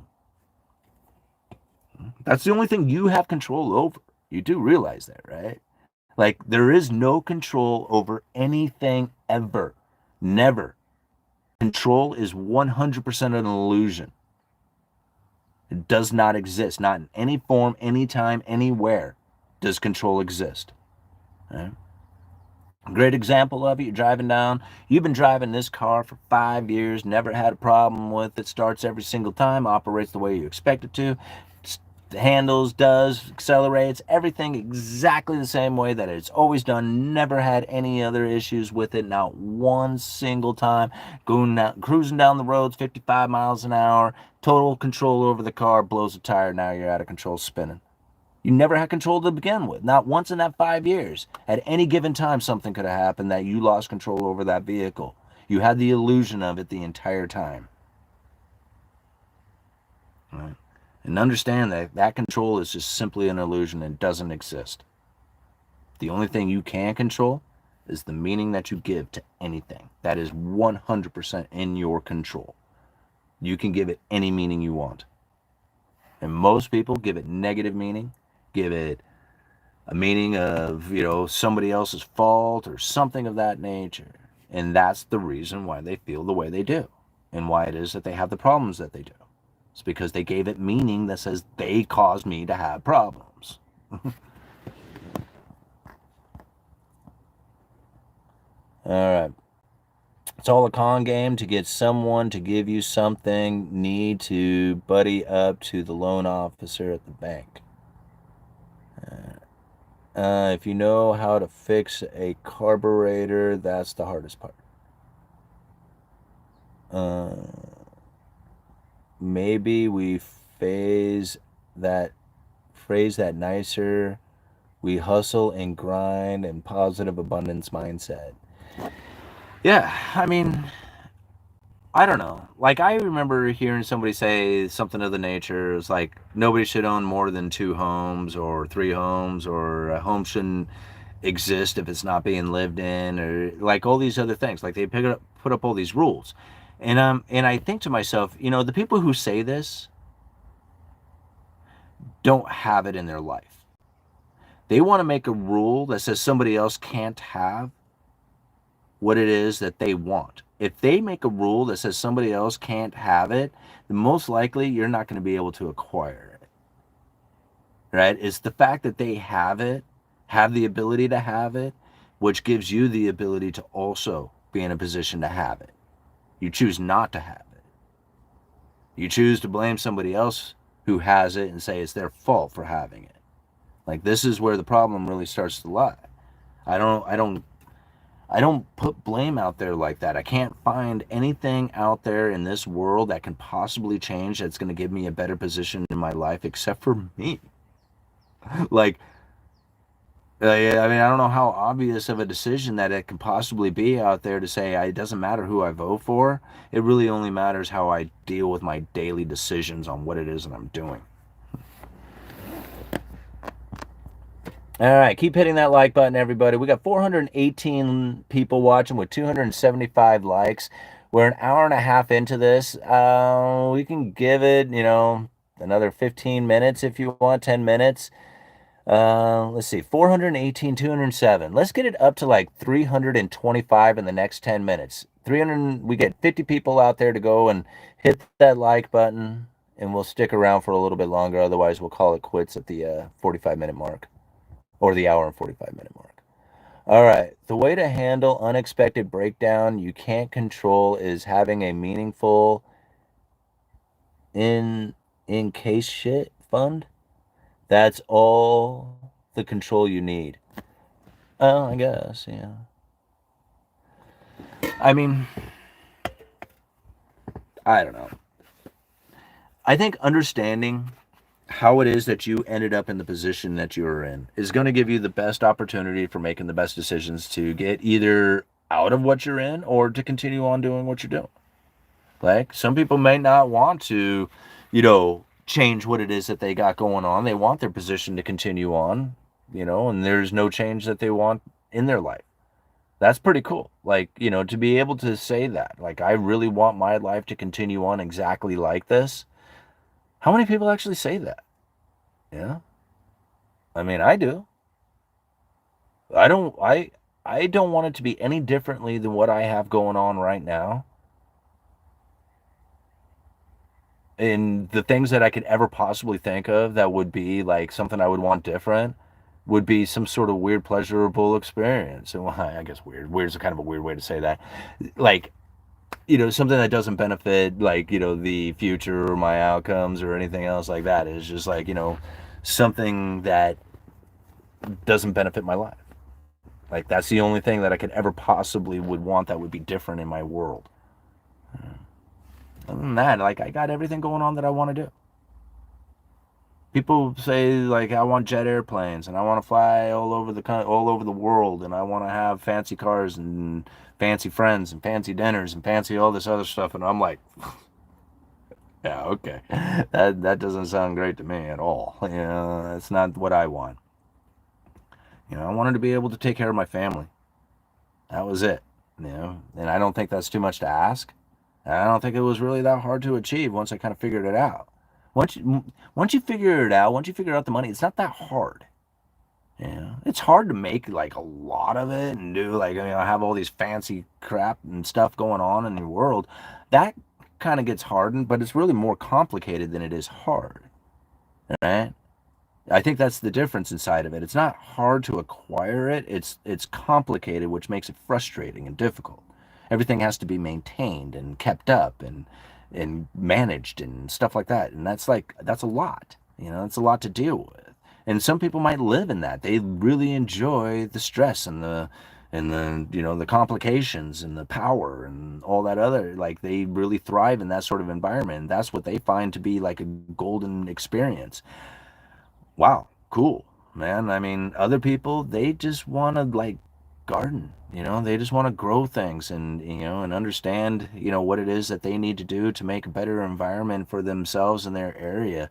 And that's what they experience. Like they want to dive into horticulture and be a horticulturalist and, expand on that ideas and theories and feelings and beliefs and be business inside of that. And that's their whole world. Right? It's so different. Everybody lives something differently. And you have to understand that for yourself. That's the whole point of this channel. That's the whole point of this video, even, is to understand that the economic crisis, the chaos, the hell that's going to be paid is really all from your doing. It's all from exactly the position that you have taken, and there's really nothing that anybody else could ever possibly do to change it except for you. And the only thing that you have control over is the meaning that you give and the information that you are receiving. If you are watching Fox News and come away from it being angry, or any kind of news channel, doesn't matter if it's Fox News or CNN or anything else, but you're walking away feeling angry, then most likely you're not going to get any kind of benefit from that information. Like you have given it meaning of deterioration because that's why you're angry. So maybe we should give it different sort of meaning. Maybe we should look at it and say, wow, this is heavy. This is hard to deal with. This is a lot. How do I use this to benefit myself? Because it's not bad. It's not good. It's a neutral. The only thing that makes it good or bad is how I look at it and how I feel about it and the meaning that I've given it. Once you learn to control that, you will learn to control so much about your world and your existence in your life. In fact, it's the way that you control all your outcome. It's how you control the parallel that you're on, the things you want to manifest into your realities. It's all done within that meaning of what it is you're given the information and how it is you feel about it. That's it. As simple as that. I've manifested so many things into my existence, and things like I never really had any kind of effort to doing. Like I didn't put any kind of straight like step 1, step 2 efforts towards. One of them, just speaking on stage. Right? Just that, getting up on stage to share my thoughts and opinions with people. I had a thought of that so long ago, way before the channel, way before anything, right?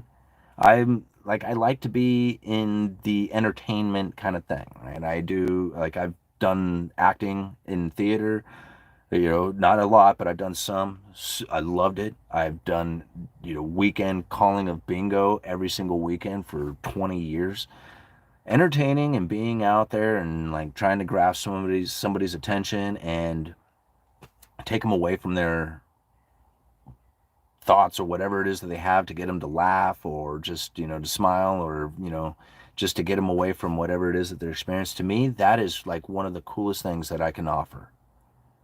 As somebody who can get up there and do this bingo game and tell jokes and, take them away from the reality that they are experiencing out there in life so that they can feel part of something that is, meaningful to a bunch of people right there experiencing that game.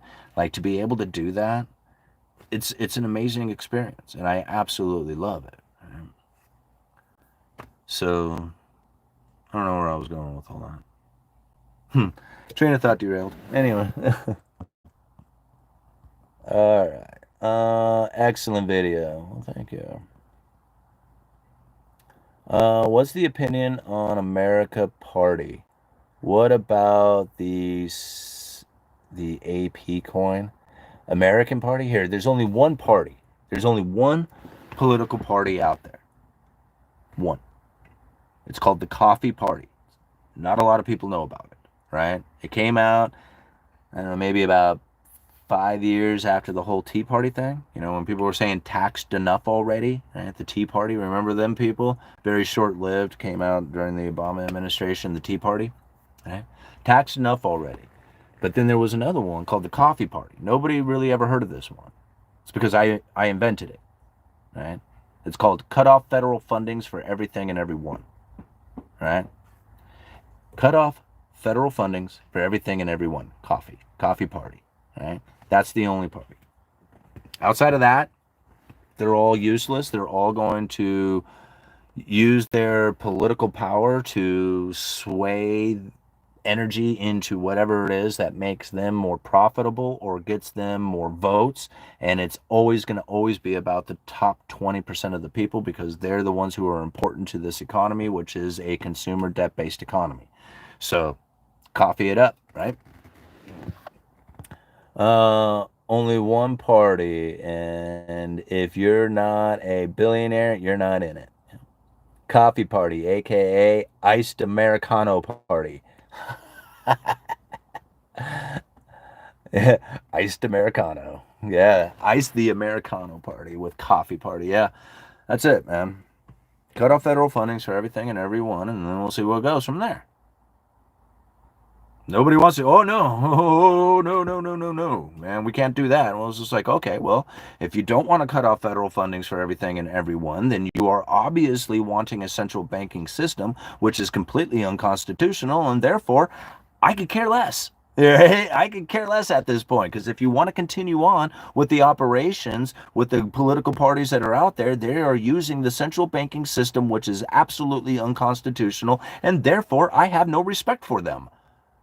Like, I don't know how I have to keep saying it. I'm an anarchist. I've always been that way. Not always been that way. I've recently become that way.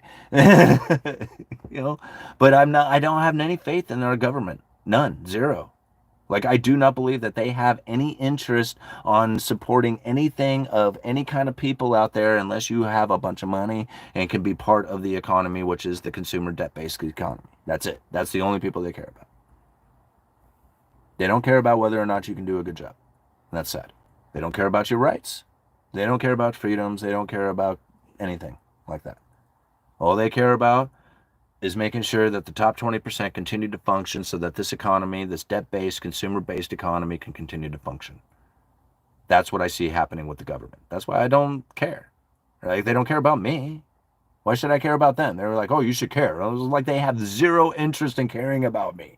Why should I put any effort towards that? That is lame. You know, I mean, I have all this care that I have for myself, all this idea that I can do for myself, all these ideas of what it is that I need to do for myself inside of this economy, with the government that's operating the way it is. And then people say, nah, give them more importance. No, I'm important to me. Like, me and mine. That's what's important, not them. I'm not giving them energy, you know? I'm not giving them thought energy like that. No. All right.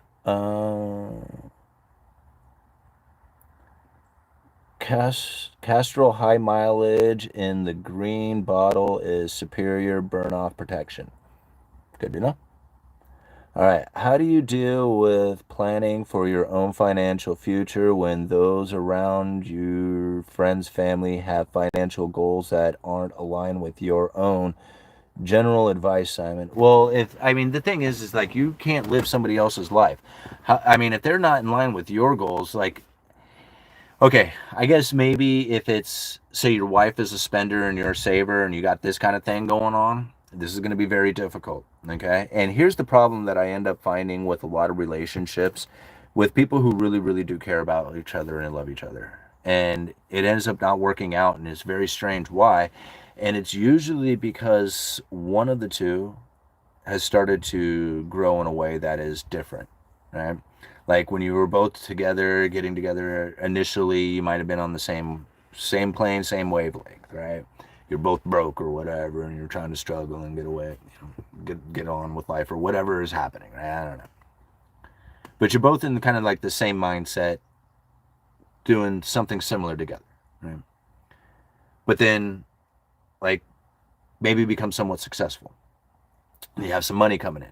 Maybe the both of you started a business together, or maybe both of your careers went up, or maybe just one of your careers went up. Right? Now you got this money coming in, and you don't look at the money the same way. Like, when you didn't have any money, you didn't have anything to look at the same way, and you didn't know that you were looking at it differently. But then when it starts to come in, you look at it differently. One person says, oh, cool, now we can spend all this money. And the other one's like, no, we're going to save all this money. Right? Because you didn't really know what it is that you were going to do with it once you got it.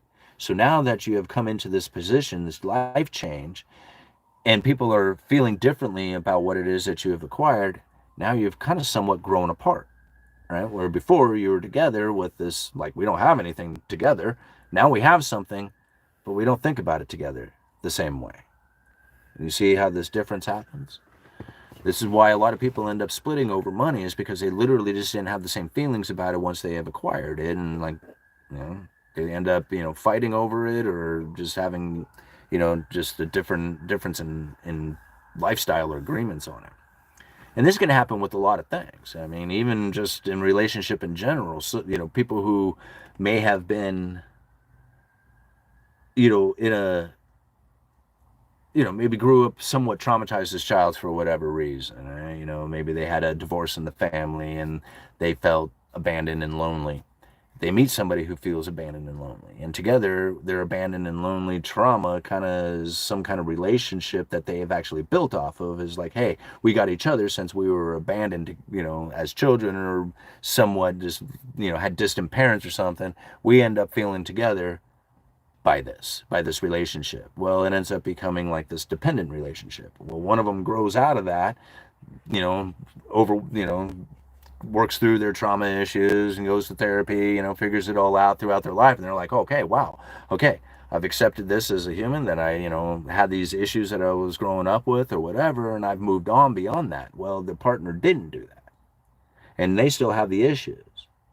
Well, they might still love each other, but not understand why it is that they have grown apart in this fashion, is because one literally has, like, moved beyond that energy, that feeling that they once shared together. Right? And that's why a lot of times when one of them goes to therapy and starts working on themselves, they divorce. Because before they worked on it, they were both working on kind of the same energy. One of them moves out of that. Now they're not sharing the same energy anymore. They just don't relate. They can't hang together. Alrighty, guys, we're gonna call it quits here in just a minute. We're an hour and 50 minutes into it with 313 likes. Thank you so much for hitting that like button. Got it close to that 325. Alright, right now my car has almost 300,000 miles on it and has more AutoZone parts on it now than it does Mopar. Right on. We don't read all caps. William, try it again with less caps. All right, one of your better podcasts, I feel. Well, thank you, Fool Bart. I really appreciate it, man. It's honesty, right? It's being authentic and honest. That's it. That's all I have to offer you guys. The information that I have gathered and shared with you, sometimes people appreciate it, sometimes they don't. A lot of times they'll use the information to either confirm or, change their beliefs or whatever it is that they got going on out there. But everything that I share with you guys is straight from the heart, and it's honest. Like, I don't sugarcoat it. I don't try to fake it. I'm not trying to be somebody I'm not. I've been, pretty open book about everything that I've got going on in my life. There's a few things that I try to keep private, but, for the most part, I've shared just about all my embarrassing things with you, and, all my mistakes and how it is that I try to get through those things, so that people who might be experiencing some of that stuff themselves to understand, what it is that needs to happen. And, to understand that it's a lot of work. And it's not necessarily work in the sense that you think it is. Like, a lot of people want to do work in the sense of, like, what do I need to read? What do I need to do? It's, the work is really like you thinking, and that's what it comes to. It's the way you think. That's all it really is. All right. It's just the way you think. And most of the time, it's the way we think about ourselves. What we think about ourselves and what it is that we think about ourselves in relation to what it is we're viewing out there. I'm going to leave it with this. Everything is a reflection of your internal. Whatever it is that you are seeing out there, when people talk about, and I don't like saying this to them directly right in their face, but when I hear somebody complaining about their life and they're really going off about it, talking about how bad it is or how ugly or, how horrible, and, they got like this real negative view of the world, and they're describing it to me and how negative that world is. I'm thinking to myself, and it's really hard, especially if it's somebody that I care about and they're close to me. It's really hard to imagine that's what they are thinking and feeling. Right? Their car's a mess, their house is a mess, their relationships are a mess, everything's a mess. That is exactly the thoughts and feelings that they are carrying right now. Is that everything is a mess, everything is horrible. Right? This is hard for a lot of people to internalize. You can almost see out there what it is that people are thinking and feeling by the way that they carry themselves, the way they dress, the condition of their car, their lawn, right? You could probably tell a lot about the way that a man is thinking and feeling by the condition of his lawn. These are small things, and it's not necessarily like, some people just do a really good job of maintaining and keeping things maintained as opposed to other people. And you just look in there and you can see the reflection, how it is that they maintain that. Is it so like they can't have just one little tiny spot on their vehicle? What's going on in there, bro? Like, why is it so critical that you don't have that little spot on your wheel?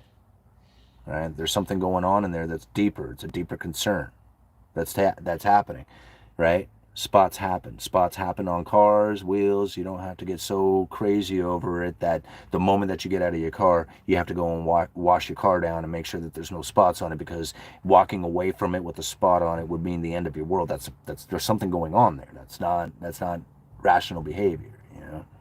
It's okay to have a nice car. It's also understanding that it's not always going to be absolutely perfect, because having and maintaining a perfect world is impossible. You will be very frustrated existence doing that. There's issues inside of that as well.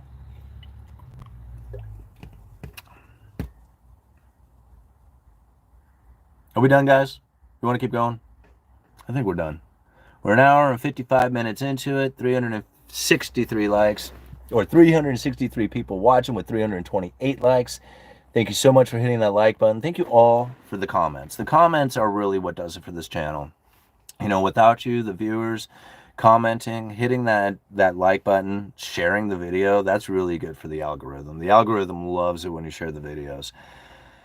But being here and being part of the channel, like, I can't thank you guys enough for it. And I can't thank you guys enough for understanding a lot of how it is that I have not only like grown to be here in this channel, like to have this sort of thing, but to also understand that my efforts in trying to get rewarded for them, like taking sponsorships, doing the whole, trying to make money on YouTube thing or whatever it is going on out there. A lot of people look down upon it, calling me a sellout. I really appreciate the people who are supportive of the sponsorship and me making money out there. I feel like I've given you a lot. I feel like I've given you a lot I feel like I've given you as much as I can. As much as I possibly could share with you. I've shared it with you. I don't know what else it is that I could say that I have hidden from you to try and give you like some sort of secret information. The only thing I can offer you is deeper understanding of this information through the memberships. But outside of that, there's really nothing that I can say that I've hidden from you guys. All right. All right, and the less you consume, the less likely you are to have access to any women. That's not true, James. Okay, we're going to end it with this because I find that come up quite a bit, and I think that's probably a big issue for a lot of men. If your idea is that you're going to make a lot of money so that you can get a woman, you're going to fail. You're going to fail miserably at that. Your good woman doesn't come from the money that you make, all right? My woman was like, Sarah's pretty much ride or die. And whether I think that she would be with me, regardless of any condition that I am in, right? I think that she would be there. In fact, she's kind of proven it to me. So that doesn't come from money. And there is no way in the world that I could, even no matter how much money that I had, would I be able to replace that. I don't care how much money you got, right? So understanding that the good woman that is out there doesn't come anywhere close to the idea of having money. If you are a provider, that's a good position to be in. If you're successful, that's another good position to be in. If you're handsome, if you're tall, if you're built, if you're young, if you got a huge network, you got all this stuff, man, all those things are very helpful. Right? What it comes down to is you got to be a masculine man if you want a feminine woman. You have to be in control of your situation, your outcomes, your time, even if it's not the greatest of environments that you're working in. You're doing your best to succeed in whatever it is that you're doing. You're putting forward effort, and you're not doing it for any other reason to benefit you. You take in that kind of effort, that kind of mindset, and you take in that sort of belief, and I mean good, honest belief that you are doing this for you and for no other reason other than for your benefit and your outcome, so that you can distribute your efforts the way that you see it, and there's nothing else that's going to take you off that path. I guarantee you that is by far the most attractive thing to women. I don't care how successful, I don't care what you look like.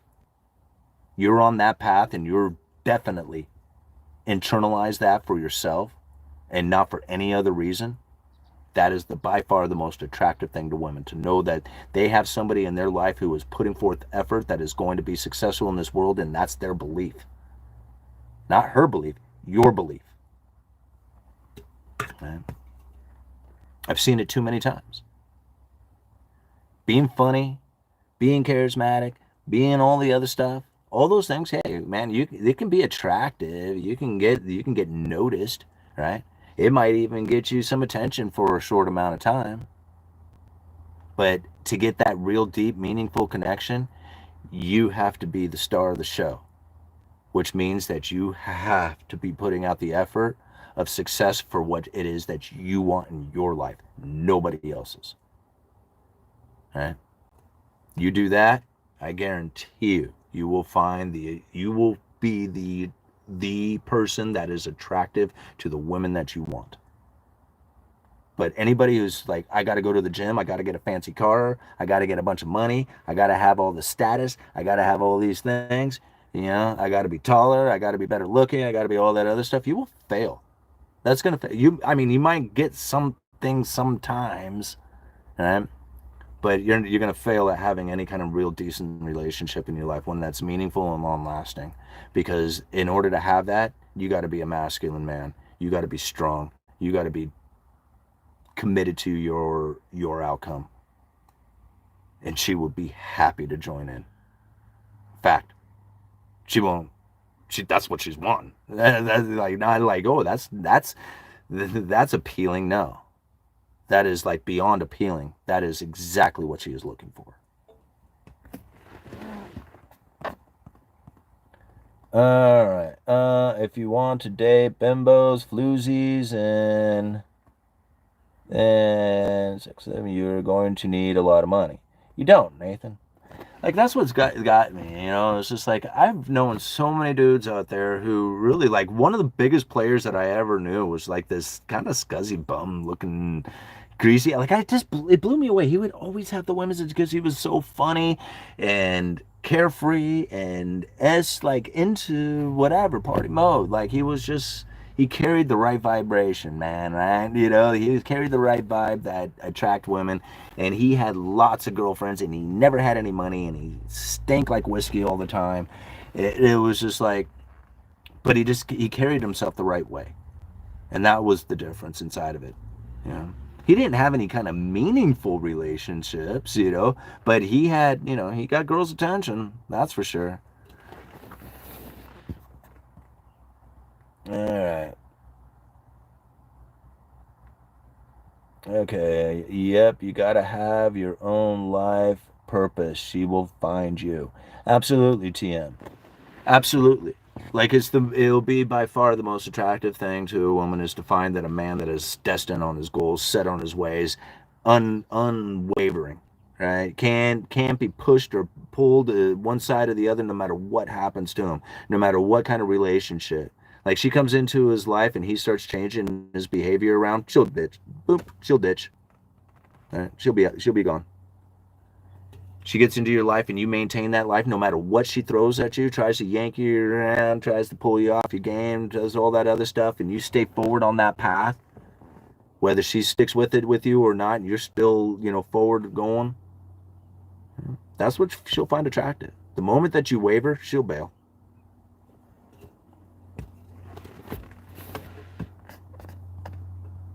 All right. Men just Men, just please take care of yourselves and be in the top health. It starts with diet. Your woman will need your help when she's weak, i.e., after having your child. That's right, man. I mean, I totally agree with that. Like, you need to be responsible for yourself in every single, like, imagine it, man. You are the center of the universe in every way. And I don't mean to be egotistical or arrogant or something like that, but it's like, it's just the way it is. Everything everything is based on you being the protector, the provider, the everything. Right? You have to provide their world. They look to you to do that, for your leadership, for you to be able to say, I have stability here, right? We have comfort here. We have the things that we, those are, I mean, it's difficult for a lot of people to see. People who go to church, they don't have a hard time seeing this. Like, you study religion, this is like obvious, right? This is the obvious thing. That's why good religious, families, they seem so weird to people. They're like, whoa, why? How can they be structured like this? It was because there was a rule book that was laid out there that showed exactly how this works. Right? And knowing that there is really just two energies that are happening there. Right? There's a feminine and a masculine energy. And if you are not in the masculine energy, then somebody's going to start being in the masculine energy. Think about that. If you're not in it, who is? Because there's always going to be it. It's going to be there. Right? There's a masculine and feminine energy. And if you're not carrying it, who is? Think about that. That's why there's so many divorces. It's because they don't want to be in that energy. And since most men have been told that it's toxic or that they shouldn't behave that way, and the moment that they do, they start changing the way that they behave, they lose it. They lose everything that's control. You have to be unwavering. When somebody says, you're not behaving like you should, it's like, you know what? I'm behaving exactly the way I should be. I don't care what you just said. Right? And you're not going to get me to change or deviate from what it is that I'm doing here, because I have a goal and I have a path that I'm on. And that's unwavering. You stand true to that. Besides, whoever comes into your life, it doesn't matter at that point. They can come and go. It doesn't matter. Right? You're never going to get hurt. You're never going to be heartbroken. You're never going to feel upset. Nothing. None of that stuff. It's because nobody can come into your life that's ever going to change you or make you feel that way. You can love people all the same. But if they are trying to knock you off your path, your goal, that's, if you are not fully appreciative and responsible and respectful and love yourself, and you're going to let somebody else start to deviate you from your path, your goal, that one that you have put forth for yourself, then why would they love you? I don't get that. I mean, if you don't love yourself, if you don't love yourself enough, then why would they love you? It doesn't make any sense. And it's almost, and I don't mean to be accusatory, but it's almost the woman's job to try and do that to you, to try and deviate you off the path, to make sure that you stay focused and straightforward with what you were doing. Because if she can knock you off your path, you're not worthy. Right? It's not her fault. It's instinctual. All this is instinctual. It's not like, I don't want it to be this way. Right? I don't want to have to look back on my life and say, why was it that she was so upset with me? Why was it that I wasn't why was it falling apart? What was it that I was doing or not doing? Or how was the behavior so much different back then that was creating such the problems that is different from now? Right? And these are the things that I see. People, somebody might say, well, man, that's like, I don't know, chauvinistic. I don't know how to maybe put it in that fashion. And I'm thinking, in what way? I mean, I don't get it. My wife has never been happier. I've never been happier. The family's never been happier. We've never progressed in a better way since coming to the understandings of, throughout life, 30 years of being together. And this is the results of it. And this is the understanding of it. When you start to realize it and you start to face it and know that this world doesn't provide a natural course of action to land in this dynamic, right? Because most people now can earn money. Like, you know, there was a time way back in the long time ago where women didn't really earn money and they had to rely on a man, right? So they had to pick a really, really, really good man. You think about that, you know, if they were gonna, because you know they picked the wrong man, they're screwed, right? They have kids with that, and it's like it's game over. Well, if you don't have any of these consequences anymore, now you have a whole different attitude that starts to take place. But the underlying instinctual thought, that's still there. Right? That's still there. And to know that it's there, know that it exists, then gives you a much better understanding of why it is that, you know, again, like, you know, for anybody out there who is trying, like, if you're watching this channel so you can learn to make money so that you can chase women, you're going to fail. You're going to fail not only at acquiring the money, but you're going to fail at acquiring women too. You're going to lose at both. But if you're watching this channel so you can have a better understanding of what's taking place within the economy so you can better position yourself, and by being in a better position, you can be a better man, you're going to do quite well. You're going to do incredibly well in that position.